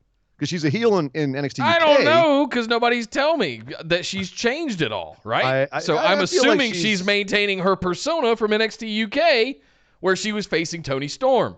But after the loss to Kaylee Ray, I'm going, where's Toni? When she's showing up, a la 2-hour NXT show next week. Nah, I think Rhea's a tweener. I think they're going to keep her a tweener. Yeah. But I think she is the chosen one to ultimately beat Shayna, kind of like Walter was with Pete Dunne. Yeah. In NXT UK, where you just see it coming. You're like, this guy's too dominant. You have to have someone come in who just, you look at them and you go, yeah, that person can beat them. Rhea Ripley's the only person. Yeah. Even though Dakota Kai is coming back soon, and she has a long-term existing feud with Shayna, maybe we'll be surprised. Who knows? Next week's show is huge. You have Matt Riddle versus Killian Dane in a street fight. You've got Velveteen Dream versus Roderick Strong for the North American Championship. The prophecy might come true, and Undisputed Era goes into TV wearing all the belts and that number one contendership 4-way. And there's a lot of stuff coming up on NXT as they debut on USA. They're coming in strong. One more little note on NXT before we move on, Nick. There's going to be no takeover. There's no takeover advertised on Royal Rumble weekend. From now on, it looks like they're not going to have takeovers happen on the weekend of a big WWE show. They're going to have Worlds Collide then. Instead, Vince got tired of it stealing the thunder from his main roster shows on Sundays? It could be that, or it could be about the fact that they're moving to face AEW, and they might actually run the shows against AEW's big shows. Gotcha. So keep an eye out for that. We will see what their plans are. We also know that there has been very serious talk. Keep your eyes out. It could be announced at any point, confirmed rather. It's been at this point, it's been heavily speculated and rumored, but it has not been confirmed yet that 205 Live will be canceled and all those guys will be run into NXT. That'll all just become one big promotion or brand right there. It's just NXT 205 Live will all just be one thing, which I think is the best thing that could happen because 205 Live this week, 205 Live, I mean, we had NXT stars all over the place. Kushida was Jack Gallagher's surprise partner against Brian Kendrick and Akira Tozawa. If you're not watching 205 Live, the Singh brothers are killing it over there. They're hilarious. Mike Kanellis is still being cucked by his wife, which is the worst. And as we mentioned earlier, we had that 3-on-3 match with Lince Dorado pinning Drew Gulak. So they changed up the commentary team. Dio Madden is stepping in to replace Nigel McGuinness. I don't know if that's going to be reflected, if they are going to cancel 205 Live or if they're just going to make it NXT/205 Live on USA and Dio Madden will stay as the announcer. We don't know, but changes afoot in 205 Live. Yep. Nick, I know we have a ton of listener questions, but before we get to those, I got to do New Japan real quick. We've got Destruction in Beppu and Destruction in Kagoshima, this weekend. Sunday is Beppu, which the main event is Tanahashi versus Zack Sabre Jr. in a rematch in Japan for the Rev Pro British Heavyweight belt, which is currently Tanahashi's. He just took it off of Zack Sabre Jr. recently in England. I'm very curious to see if he doubles down on Zack Sabre Jr. here or if Zack gets it back. I kind of feel like Zack's going to get it back. I don't know why they gave it to Tanahashi in the first place. Agreed. But then we've also on that show got a bunch of tag matches because we're building towards the other big matches that are happening in Destruction, and that is Jay White versus Naito for the Intercontinental Belt, which is happening on the 22nd in Kobe. And this Monday's match, Ibushi versus Kenta for the Never Openweight belt, which should be a banger if Kenta's back to form, because he did get concussed pretty bad in that match with Ishii. And then also at the end of the month, we've got Fighting Spirit Unleashed right back here in the old U.S. They've announced that Lance Archer will be on that tour, Roppongi 3K. And Midnight Express? Yeah. Midnight Express is coming back to New Japan after like 20 years for the Fighting Spirit Unleashed tour. I'm not sure I even know who Midnight Express is. That's why I was giving you that look. What is Midnight Express? I'm shocked, Nick. They're a classic. I'm sure I'm not tag team. alone in not knowing what a 20-year-old. They're all the way back from like the 80s, man. Yeah. No, I wasn't on New Japan back then. They're not from 9. New Japan. They're from all over. They're from NWA. They're in. I know Rock and Roll Express. No. Midnight Express, man. They're mostly from the 80s. They used to be managed by Jim Cornette. Go look them up. Go Wikipedia. They're a legendary tag team from the 80s. They've still been doing it. They've recently had matches against, I believe, like LAX and Gorillas of Destiny. Like they've been they're on a little comeback right now. But it's strange when you see them now. You're kind of like, oh God, they're quite old. But more power to them, man. If they can still go and get booked in New Japan and draw, then more power to them. I'm very happy for them. But they will be on Fighting Spirit Unleashed. So if you're in the U.S. and you want to see, I'm pretty sure Cornette will not be coming out with them. So don't go expecting to throw fruit at Cornette. But Midnight Express. And then finally, King of Pro Wrestling is their next really big event that's happening on October 14th. Yes. And that's New Japan for this week. So, well, guys, I want to do a quick straw poll in the chat before we get to listener questions. Wednesday nights, are you going to watch AEW or NXT? If you're going to watch AEW, put a 1 in the chat. If you're going to watch NXT, put a 2 in the chat. And with that, we'll head over to our listener questions. If you guys want to get in on some of this action, get your questions answered every single week, head over to patreon.com/BWO. Sign up for just that $5 tier or higher to get some bonus episodes, but just the $5 tier is all that's required to get your questions in every single week. It really helps us maintain and produce the show and just show your support for the show. We got a lot of questions this week, so strap in, folks, grab a drink. We're going to get some good commentary right here. Kicking things off with Abraham. If you could and were vetted as a legit wrestler, where would you want to wrestle? WWE or AEW? NXT does not exist. It's only those two. It's like the old days when the scouts would find you and brought you in. Also, what would your character names be? Would you go to AEW or WWE, Sir Ian Dangerous? Well, I'm 5'11" and kind of a cruiserweight, so I would probably go to AEW. And as far as a gimmick, I mean, I've already got the name, Sir Ian Dangerous. That would probably stay the same. And honestly, given my current gimmick on this show, I'd probably do something kind of like, imagine if Orange Cassidy met with the Beer City Bruiser. They just smash guys with beer bottles, but, keep my glasses on the entire match. I'm not sure what my name would be. I'd have to think about that one. I'm sure I've made a few up over the years that sound utterly ridiculous, especially as a child and as a teenager, with my wrestling buddies that I'm sure many of us had. But I think I would go to WWE. I'm big enough to be in the heavyweight class. I'm at that 220 mark, so not quite 205 live material. Not quite cruiserweight material, but at the same time, I feel like I could be a pretty good promo, if I do say so myself. Oh, do you? Yes, I do. So I feel like I could do a pretty good job. The wrestling bit, I don't know. I don't know about taking a bump. I don't know that I would ever want to. For that matter, it's fantasy. It was like, if you were a wrestler, sure. Like if you could take a bump, Nick. Oh, I guess he did ask if you could and were vetted. Like if I was medically cleared to be an in-ring performer, hell yeah, I would do it.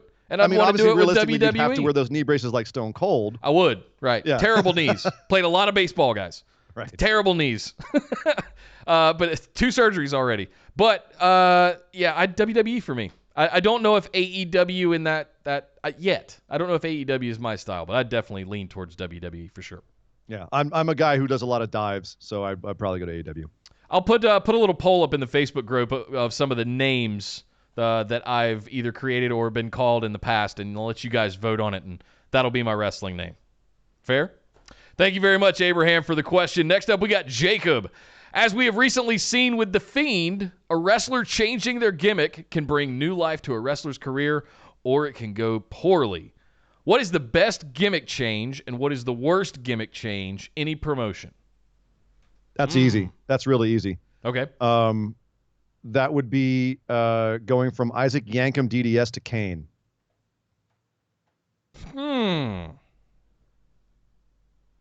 As far as like going from one gimmick to another, just off the top of my head, that's the first one that popped up. There could be other ones. There's probably a billion of these. I'm sure What Culture has like a couple of top 10 lists of these sitting somewhere on their channel. But like off the top of my head, I cannot think of someone who went from a worse gimmick to such a good gimmick. Now, as far as the other way around, going from Demolition to the Repo Man, that's like the worst.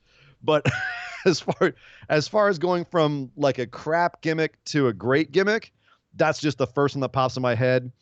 And the more I think about it, I can't think of anyone who had more of a spread between bad and good than that.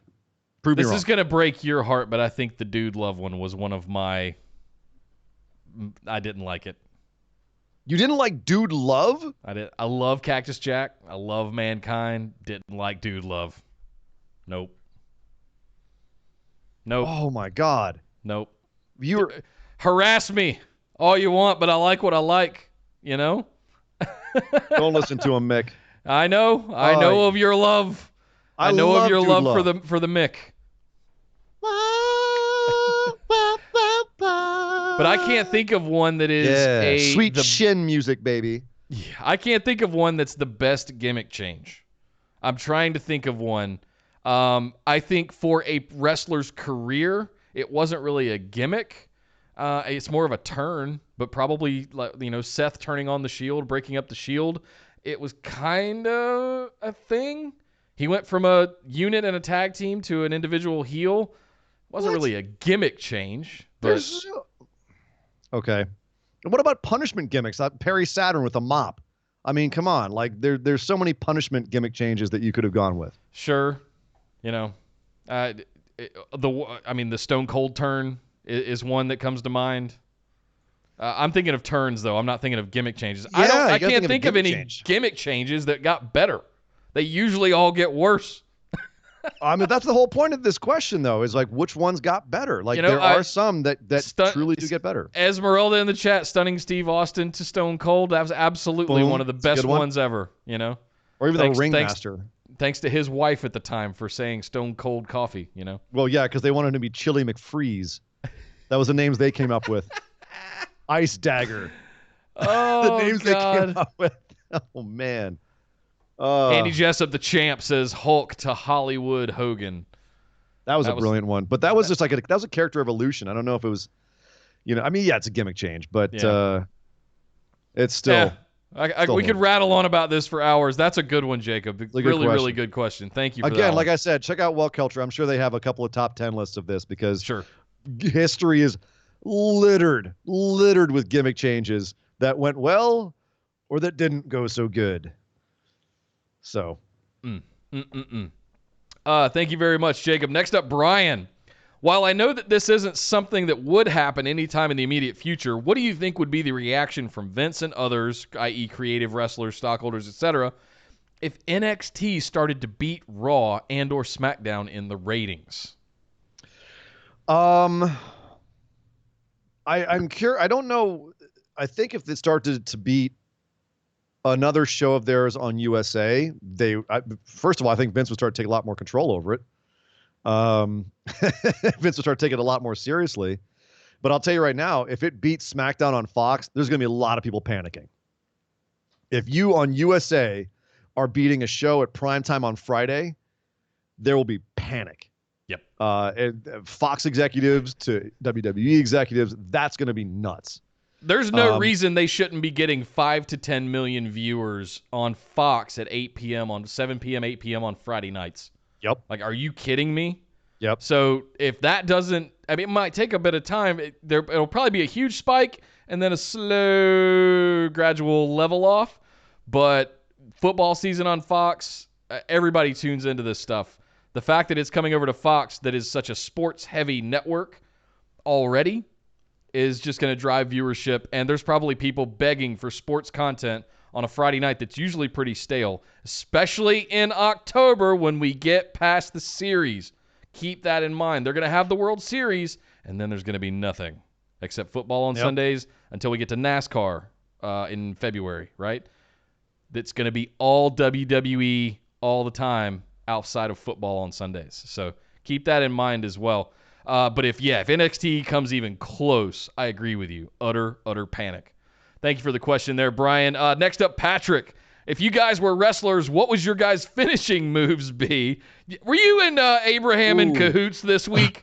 It's making us work today. Yeah, if you guys were wrestlers, what would your guys' finishing moves be? And we have to do together as a tag team. Oh, a tag team finisher? Oh, okay. Well, the tag team finisher, that's an easy one, Nick. Okay. The tag team finisher would be called the Busted Wide Open. Okay. And it's one where we basically it could either be like a wishbone scenario where we both like grab the person's leg and like make them tap out. So you like basically try to rip their groin in half because they're we're gonna bust them wide open. Ew. Or we just hit them with beer bottles at the same time and actually bust them wide open. Yes. We were in CZW. That would make more sense than tearing them in half at the groin. I'm saying, man, we're busting them wide open. The torture rack. That's a new version of the torture rack. Drawn and quartered. What would your singles one be, Nick? So do I come up with one? Do I make one up? I'm a big boy, so I would come up with a big boy move in the sense of some kind of power move. I've always been a fan of power slams. It would probably be something akin to some kind of power slam. You know, I don't want to say Braun's running power slam, but something along those lines. I think is just a pure power move that should put anybody down. I don't know that I would have a submission, but I think anything more complicated than that is a little bit flighty for me, honestly. It's actually kind of ironic we're talking about this right now because currently sitting at the side of the room there, Dog Ziggler has just put a finishing move on one of his toys, and there's toy guts everywhere now. Nice. Oh boy. Yeah. The evisceration. The evisceration by Dog Ziggler. Yes. He's going. Oh man, it's brutality over there. It's a death match over in the corner. I'm gonna have something to clean up after the show. As far as my finishing move, I'm more of a cruiserweight, like I said, and I've always really been a fan of the flatliner move. So maybe a spinning flatliner. I don't freaking know. Yeah, like instead of like a Rana flatliner. How about that? There you go. Rana flatliner. There you go, Brian. I'm just making things up. Or Patrick, sorry. That was Patrick's question. Thank you very much, Patrick. That's a fun one. We'll riff on that one more in the group or in Discord this weekend. Next up, Billy. Edge is my all-time favorite wrestler. It's a good one. Yes. I still geek out every time Alter Bridge Metalingus comes on my Spotify playlist. I still just rock out. He recently had a return at SummerSlam, which was quite neat. Most of his career is full of neat and awesome things. Yes. Besides Lita, what are some of the neatest things you all remember about the world's greatest kazoo player? I mean, I was a huge Edge fan back when he was with the Brood. I used to love the Brood. It's still one of my favorite entrances of all time. But as a solo guy, probably his match with Mick Foley at WrestleMania, going through the table, spear through the table, flaming table. Edge versus Undertaker, Hell in a Cell. That one. That's you. Yep. Yeah. Edge versus Undertaker, Hell in a Cell was fantastic. His stuff with Vicky Guerrero. Yeah, he had a lot of great stuff, didn't he? I mean, TLC. I got to come back to TLC. Like, I know it's not the singles stuff, but what those guys all did with TLC revolutionized WWE wrestling and how we even perceive it now, and just wrestling in general, as far as high spots and prop work and everything else, and like what you could do with a match. I mean, for better or for worse too, because those were all spot fests, and the guys were getting up from moves that 10 years prior would have ended a match, and they did it like 15 times in that match. So, you know, it's hard for me to just strictly stick to his solo career, because I felt like his tag team career was so just extraordinary. So yeah, no, man, Edge is fantastic all around. And does a great podcast. Edge and Christian, the Dudleys, and the Hardy Boys. I mean, that era of tag team wrestling will probably never be topped. And what ultimately led to TLC and all of those TLC matches. You asked the question, what are some of the neatest things you all remember? I mean, it's not specifically about Edge, but that's immediately what I associate Edge with, are TLC matches with Edge and Christian. Yeah. Yes, he had some great matches. Yes, the Brood was amazing. Yes, Undertaker, Edge at Hell in a Cell, amazing. And there's a good documentary, a biopic on WWE Network. If you haven't seen it yet, highly recommend it. It's a must watch, and it reinvigorates a lot of that stuff. And you get to hear Metalingus about 20 times. So the live sex celebration with Lita on TV. Yeah, I mean, that wasn't very neat. His feud with Matt Hardy was absolutely lights out. It was so hot. I mean, what a hot feud because it was based on reality, and Edge, was such a scumbag to Matt in real life, and everyone was feeding off of that. It was such like a fourth wall breaking feud, and it was a hot feud. Like I remember at the time, like people were frothing at the mouth about it. Like when you talk about it, people get so worked up about it. Yeah, so hell of a career, deserves to be in the Hall of Fame. Chat's weighing in on a few of our moves. They say that I should do the data center. Not really sure what that one is. Or the Carolina Clutch. The Carolina Clutch. Yeah. Not to be confused with the Coquina Clutch. Or the Camel Clutch. Camel Clutch, thank you. I'll never do that one. What about the Camelina? Camelina Clutch? No. Okay. I'm sorry I even brought it up. Thank you very much, Billy. We all love Edge. It's hard to find somebody that doesn't love and appreciate what Edge gave to the business. And their podcast is fantastic. Check them out. Edge and Christian. Yeah, agreed. Next up, Will, do you think this Sunday leads to a Sasha versus Bayley Survivor Series match? And if so, would it be a hostile type feud, or would that ruin one of these heel turns too quickly? I think it leads to a 5-on-5 women's match at Survivor Series. Yep. I think it leads to Sasha Bayley versus Charlotte Becky, opposing sides, Survivor Series. Right, and then they're leading their own teams.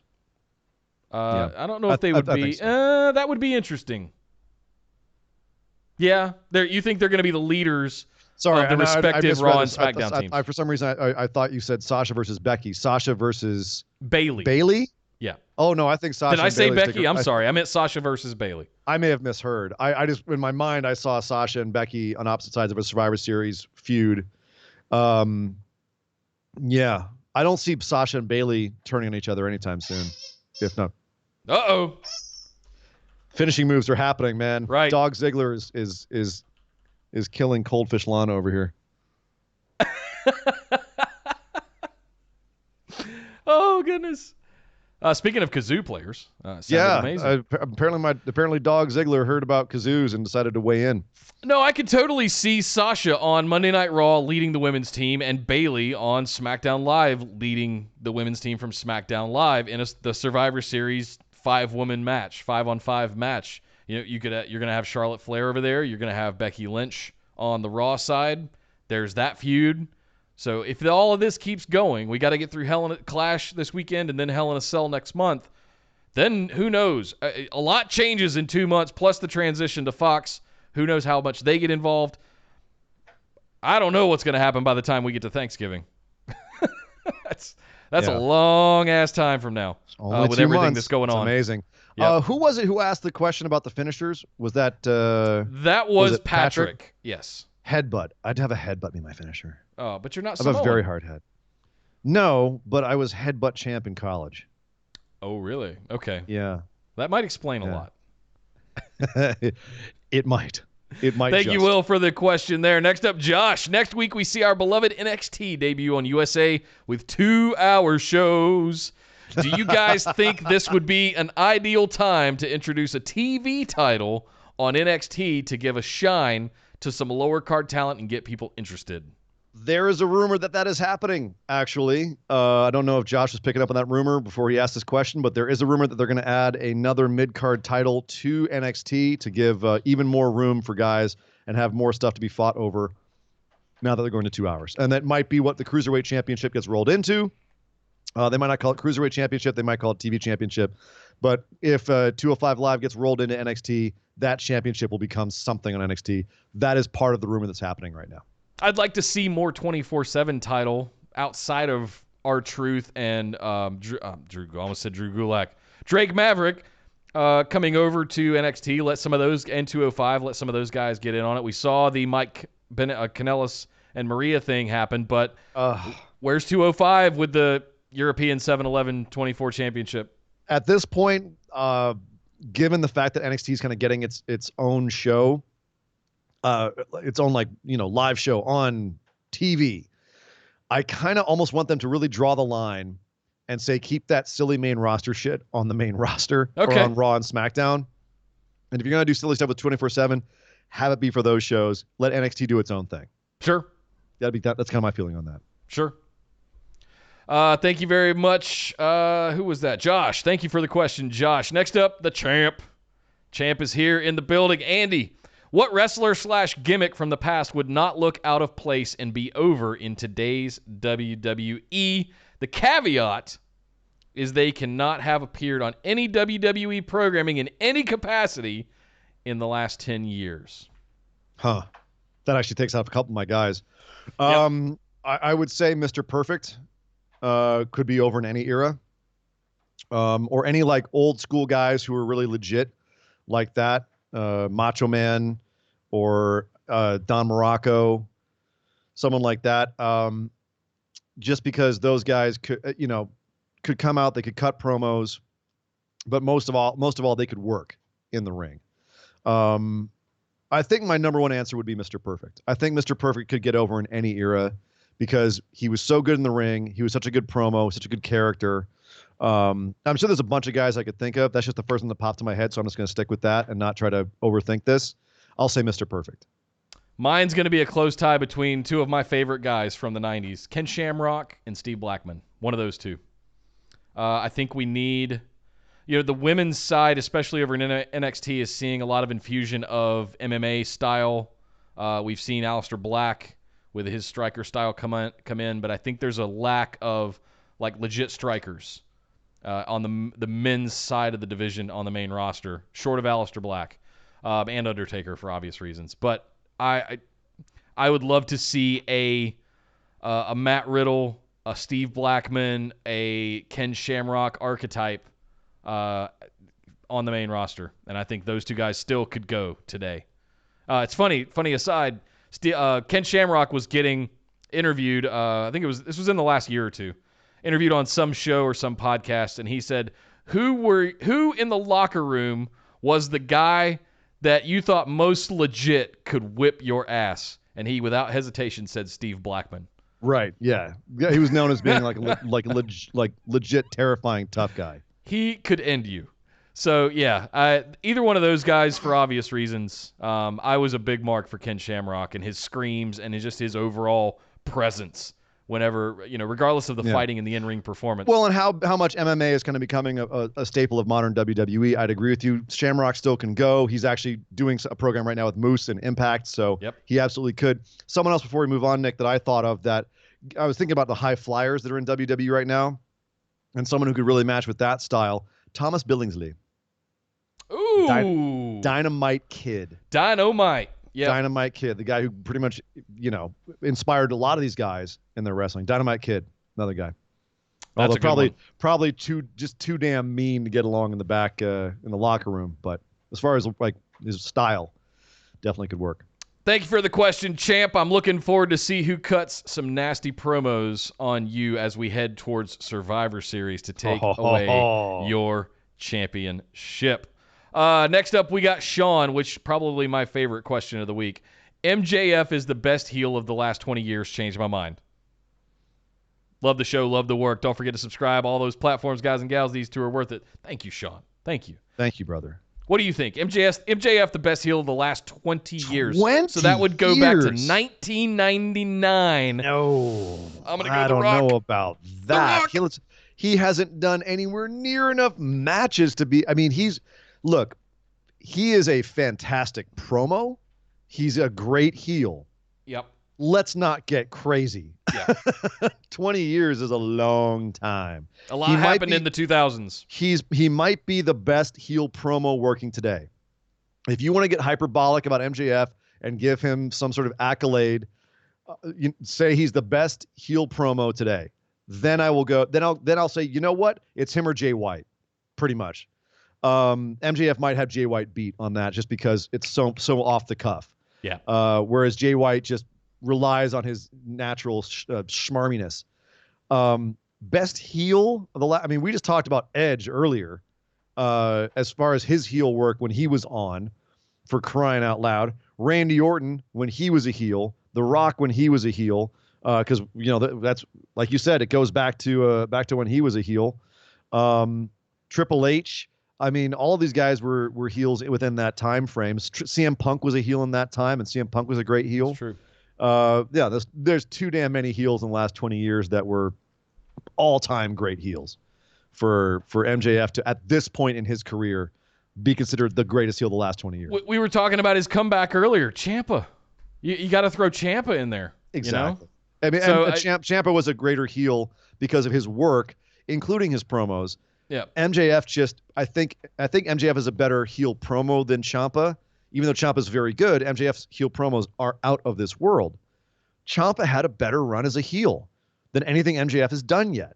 MJF has to have some feuds and has to have he's got to build it up more. It's too early to say this about him. When MJF comes out to the ring with no music and gets booed out of the building and some of the highest volume I've ever heard, yeah, he'll be there. But I mean, as far as the interviews and the promos and the video vignettes and things he's doing, knocking it out of the park. Yes. The potential, the ceiling is incredibly high for that dude. But he needs to do it for about 10 years before I can get on board with, like, best heel of the last 20 years. That's a bit of a stretch, brother. Sorry.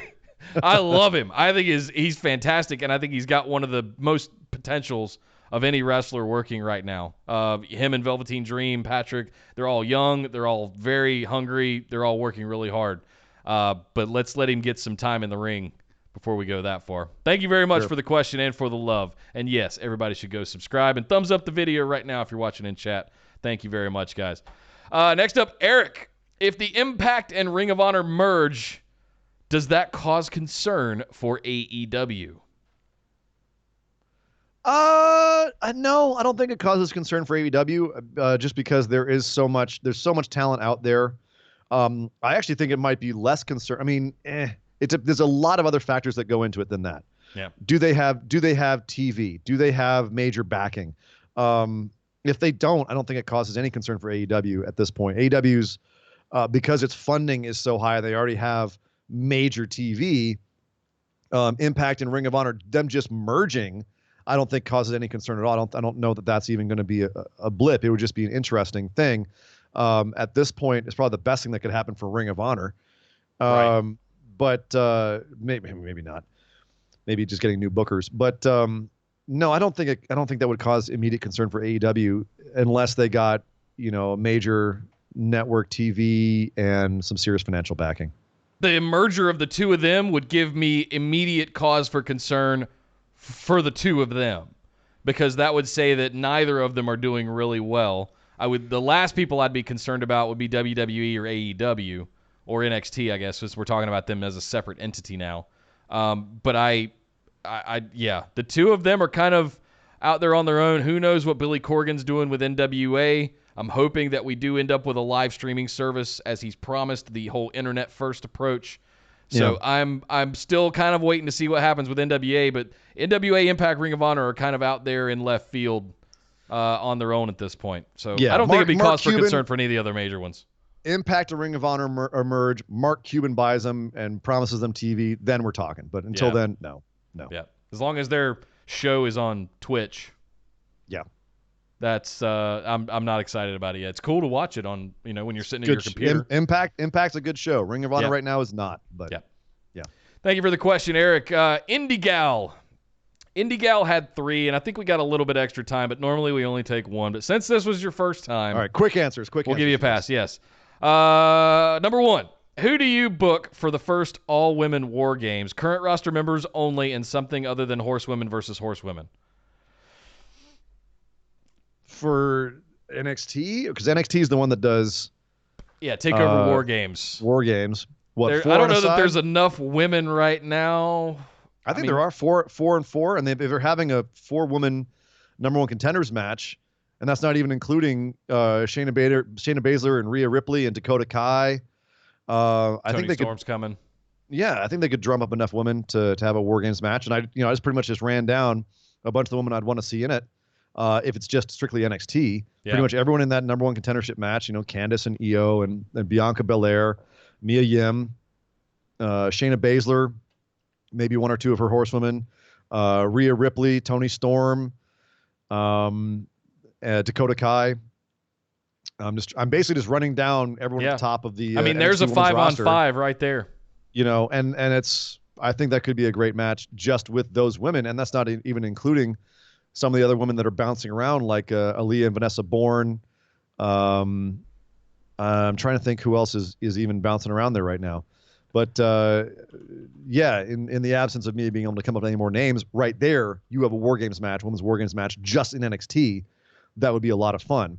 If it was main roster, I think it's pretty much you've got to have to use everyone on the main roster. But Alexa Bliss, Nikki Cross, Asuka, and then the 4 horsewomen. So, yeah. Yep. You could definitely make it work with either roster. Yep. Next question, can Natalya be fixed?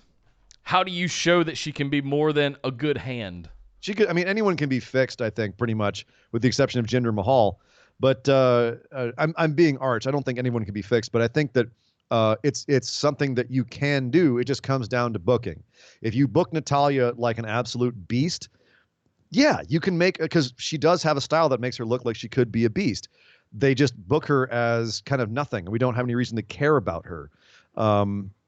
So yeah, you could absolutely, quote, fix her, but will they?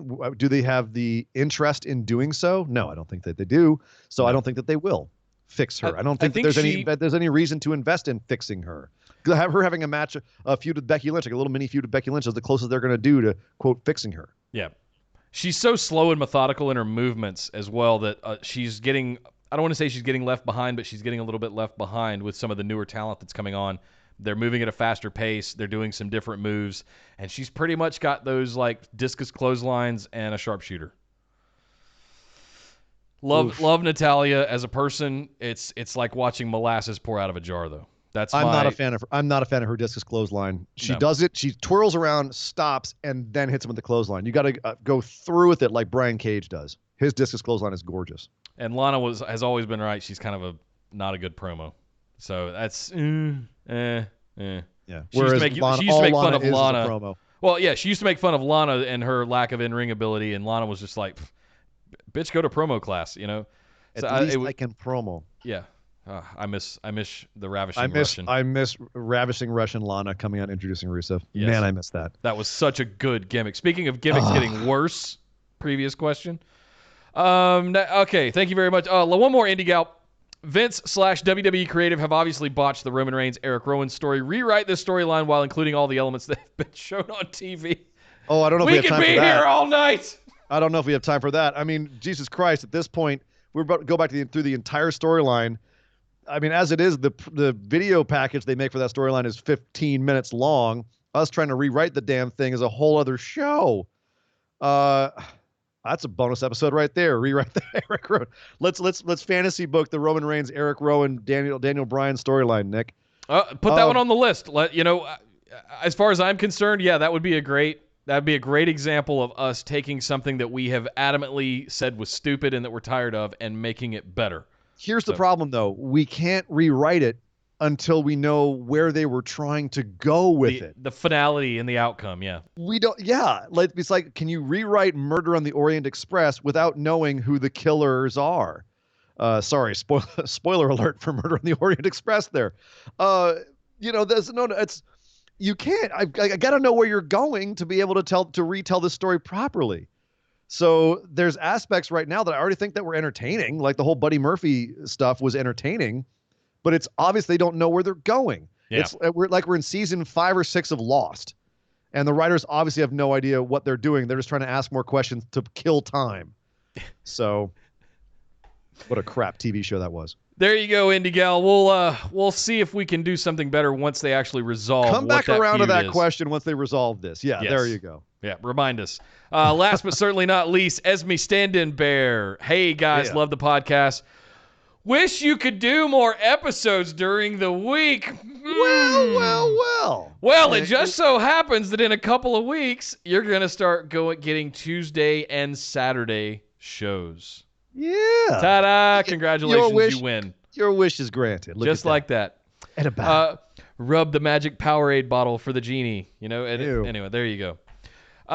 If you were forced to choose between watching indie wrestling or watching mainstream wrestling for life, which do you choose and why? Ooh, you got to define indie wrestling these days, because that's okay. So these days, and this is going to sound crazy, these days right now, I would say mainstream wrestling, because so much indie wrestling has become mainstream. Yep. New Japan is now mainstream wrestling. NXT is now mainstream wrestling. If you consider Impact or Ring of Honor, quote, mainstream or not, I don't know. I do. You might still say Impact or Ring of Honor could still be considered the indies, because what is the indies? Anything but WWE? Anything but WWE and New Japan? I mean, where does it become an independent wrestling company, or is it only companies that are, that have stocks that are open to the public, non-indie, that are corporations? I'm thinking PWG, Bar Wrestling, that's what I think Ohio Valley, old FCW before it was TV, stuff like that. MLW, you know what I mean? Yeah. CZW, like those would be indies. You could argue that Ring of Honor is still indies. You could argue that Impact is still indies, although they are owned by a big corporation, namely Anthem. So, maybe not. But is your show in a American Legion bingo hall with no air conditioning? You're indies. You're indies. And even if you expand it to say it's only WWE and all of its sub programming, New Japan, and that's it. Let's just say those. I would still pick mainstream. Me too. Because of the fact that they have now bought up so many indie talents, and you're seeing a lot of that quality feeding into that. That being said, I would really miss going to indie shows live. I would really miss that experience. But the ability to go to something like, an NXT touring show or a New Japan touring show, I think I would live with that. If you had gun to my head, you made me choose between the two. And AEW at this point would be considered mainstream, right? And AEW's bought, and NXT have bought up a lot of what used to be indie talent. Look at all the new folks in NXT. Trevor Lee, Travis Banks is over in UK now. Zack Sabre Jr. is at New Japan. So a lot of the guys that used to make up the core, Ricochet is there, Keith Lee, Dijak, they're all... Even back to Kevin Steen and El Generico. I mean, it's been happening for years and years and years. Like, at this point, everyone who made the indies big in the last 10 years has gone mainstream. I looked at PWG recently, and Bola looks pretty good, but even then, compared to some of the Battle of Los Angeles they've had in the last 10 years, like the golden era of PWG is over. And it's because so many people have been snapped up off the indies, and especially recently with AEW buying up a ton of people. And I think it will just happen more as they get on TV. Like, you're going to see more and more people being eaten up. I think the only guy who's still adamantly indie is David Starr. And everyone else is kind of just, the contract comes along, we'll see what happens. So right now, mainstream. If you asked me 5 years ago, indies. And I still kind of need my soap opera. You know what? I think that's what I would miss the most. You get that with indies. If you go enough, you still get the soap opera. I need my, WWE for me is General Hospital with violence. I got it. Right.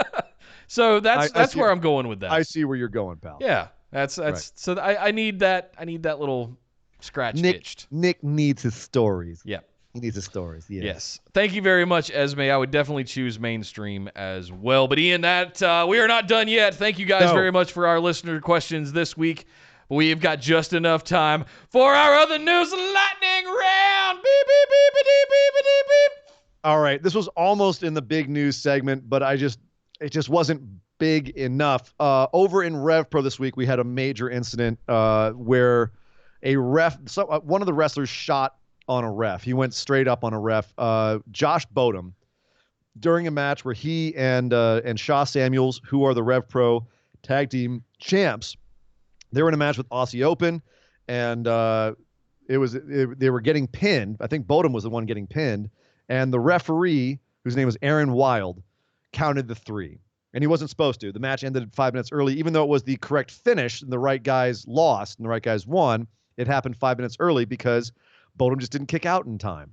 But because they had to fill time, Shaw Samuels thought on his feet, started attacking the ref and saying that it was a stitch-up.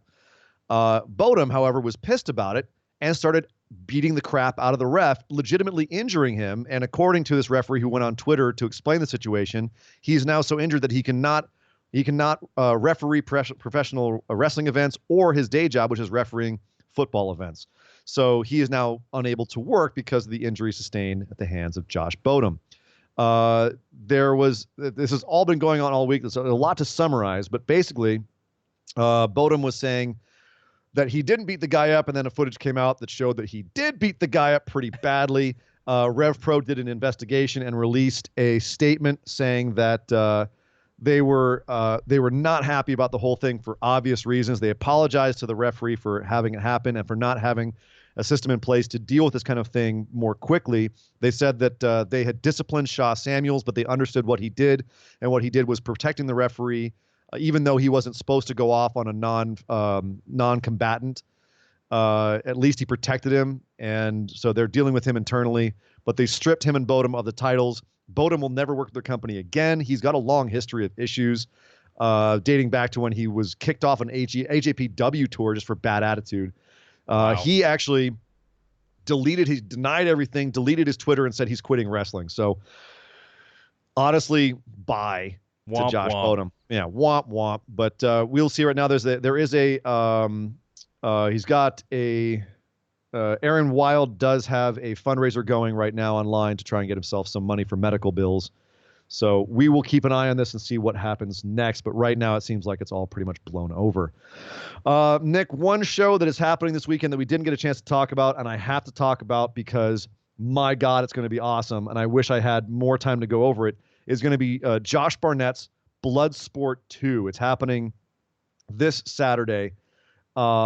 It's going to be absolutely awesome. I believe it's going to be streamed on Amazon Prime, but you can look it up. Just Google it and you'll see it show up. Some great matches. Josh Barnett was supposed to face John Moxley in the main event. Unfortunately, Moxley, as we all know, has his elbow injury, so he can't. So he was replaced by Chris Dickinson, who's been involved in Bloodsport before. Chris Dickinson, honestly, basically, if you don't know what Bloodsport is, it's more of an MMA-centered pro wrestling. So they don't have any ring ropes. It's just a square mat, and you can only win by pinfall submission or time limit. So, yeah, it's just a bunch of guys beating the absolute crap out of guys and girls. Josh Barnett versus Chris Dickinson, Tom Lawler versus Davey Boy Smith Jr., which should just be an absolute freaking slobber knocker. Ikuhisa Minoa versus Timothy Thatcher. I think Thatcher's taking that one, but Minoa is an absolute monster in real life. Allison Kay versus Nicole Savoy. You probably heard both of those names. I bet you didn't know that they can actually shoot fight, but they can. Zachary Wentz versus Anthony Henry. If you know Zachary Wentz, he's a member of the Rascals, current PWG Tag Team Champions. He used to be a shoot fighter, and the dude is a beast.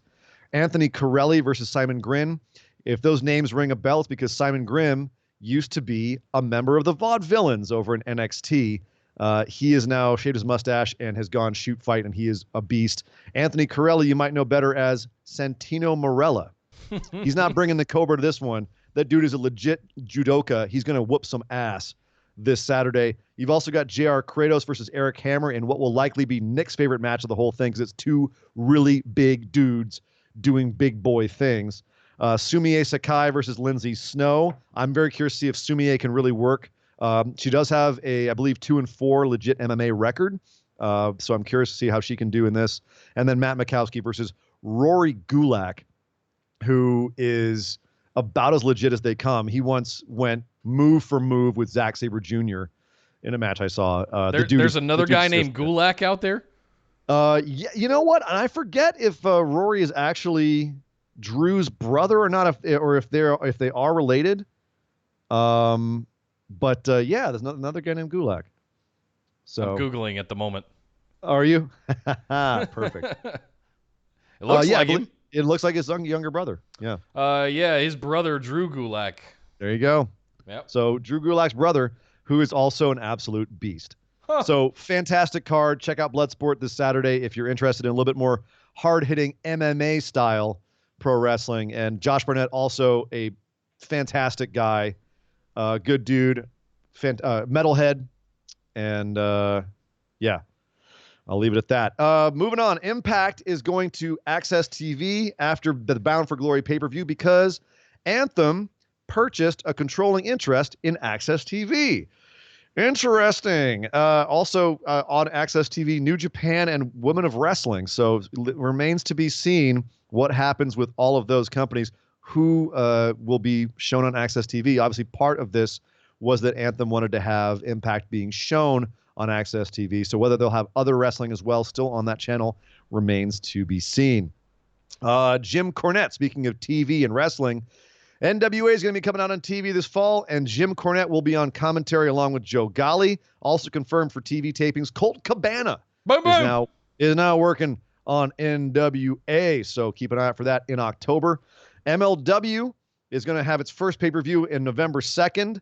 It's called Saturday Night Super Fight, and the headline match will be LaPark getting his MLW title shot against Jacob Fatu, who is their current champion. So that's going to be awesome. Keep an eye out for that in November. Session Moth Martina has signed with Ring of Honor, so cheers to Session Moth. And Daga has signed with Impact Wrestling. You might remember him from Lucha Underground. I can't imagine why he signed with Impact, because he's in a relationship with Tessa Blanchard. And also everyone from Lucha Underground has gone to Impact or AEW. Except for, of course, Hijo de Fantasma, who just went to WWE. Drew McIntyre. You might be wondering where Drew McIntyre ran off to. He apparently got really sick. He had to have surgery recently. It was not bone-related or musculoskeletal. It's something to do with his organs. We can only guess. He apparently was sick for a few weeks and was barely able to get out of bed the day of his King of the Ring match with Ricochet, but he just manned up and manned through it. WWE forced him to see a doctor, and they said he had to have surgery immediately, but he should be back soon. That's pretty much all we know. We don't have any more information than that, but he's fine. He was really sick there for a while. When he came back from the Mexico leg of the tour, he had to get surgery, but he will be back, and hopefully at the top of the card as soon as he gets back. Cain Velasquez recently just had his debut match in AAA. He says he's talked to WWE about signing with them. He's talked to AEW, and he's also said he wants to talk to AEW again. Not surprising, seeing as he was on a team in AAA with Cody Rhodes. So, Nick, is it too early to say Cain Velasquez to AEW? God, you heard it here first. Excuse me. Cain Velasquez, yes. Still looking at where his future is going to happen next. Just speculating it might be AEW.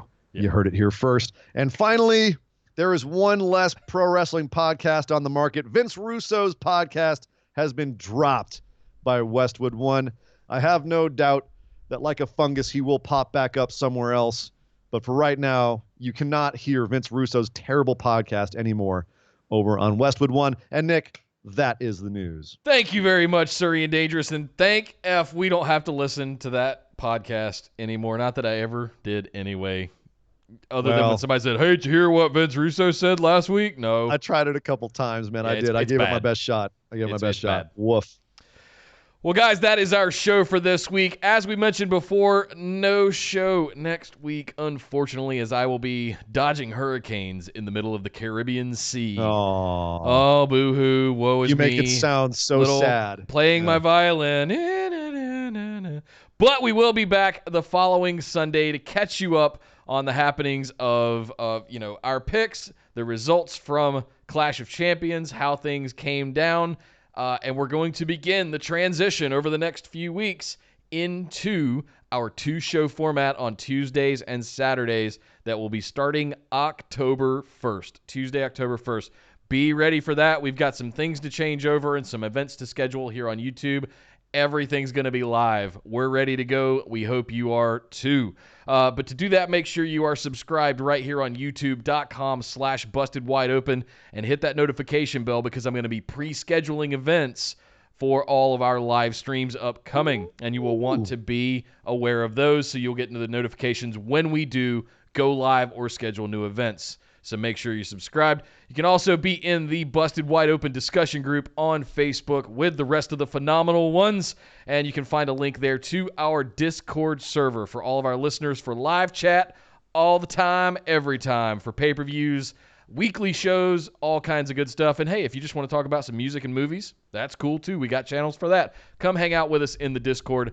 Links to it in the description below if you're on YouTube or in the BWO discussion group on Facebook. Follow us on Twitter and Instagram at BWO Podcast. And patrons, we love you guys. You guys are awesome. You are part of the machine that keeps this thing going. And thank you very much for all of your support. We finally, I think, got all of the kicks. I can say it now. The kinks worked out of the live stream. Don't say it. Don't jinx us. Don't jinx us. I'm going out there and saying it right now. It looks fantastic. I've had zero issues tonight. And it's going to be going good from here on forward. So we're ready for the 2-show-a-week format. Finally got everything running good. Everything looks awesome. Thank you guys for your support and your patience as I've worked through a lot of those things and those kinks over the last 6 months or so. It's been a long journey to get here, especially moving across the country. And just as a quick aside here, I never thought we'd get here. I'm looking right at you, Ian. I never thought we'd get here. I honestly didn't. After we moved, I thought we might not be able to do the live stream thing again, but I never lost faith, man. I never lost faith. Look at us now, guys, on opposite sides of the country, as if we're sitting in the same room back in sunny Southern California. Well, guys, that's our show for this week. As always, you can find me on Twitter at Data Center Dude. And I am Surrey and Dangerous. You can find me on Twitter at Surrey and Dangerous. But by God! Would somebody stop the damn match? This show is part of the Orbital Jigsaw Network. For more episodes, subscribe to us on iTunes, Google Play, or Stitcher Radio. For details and show notes from each episode, check us out, orbitaljigsaw.com.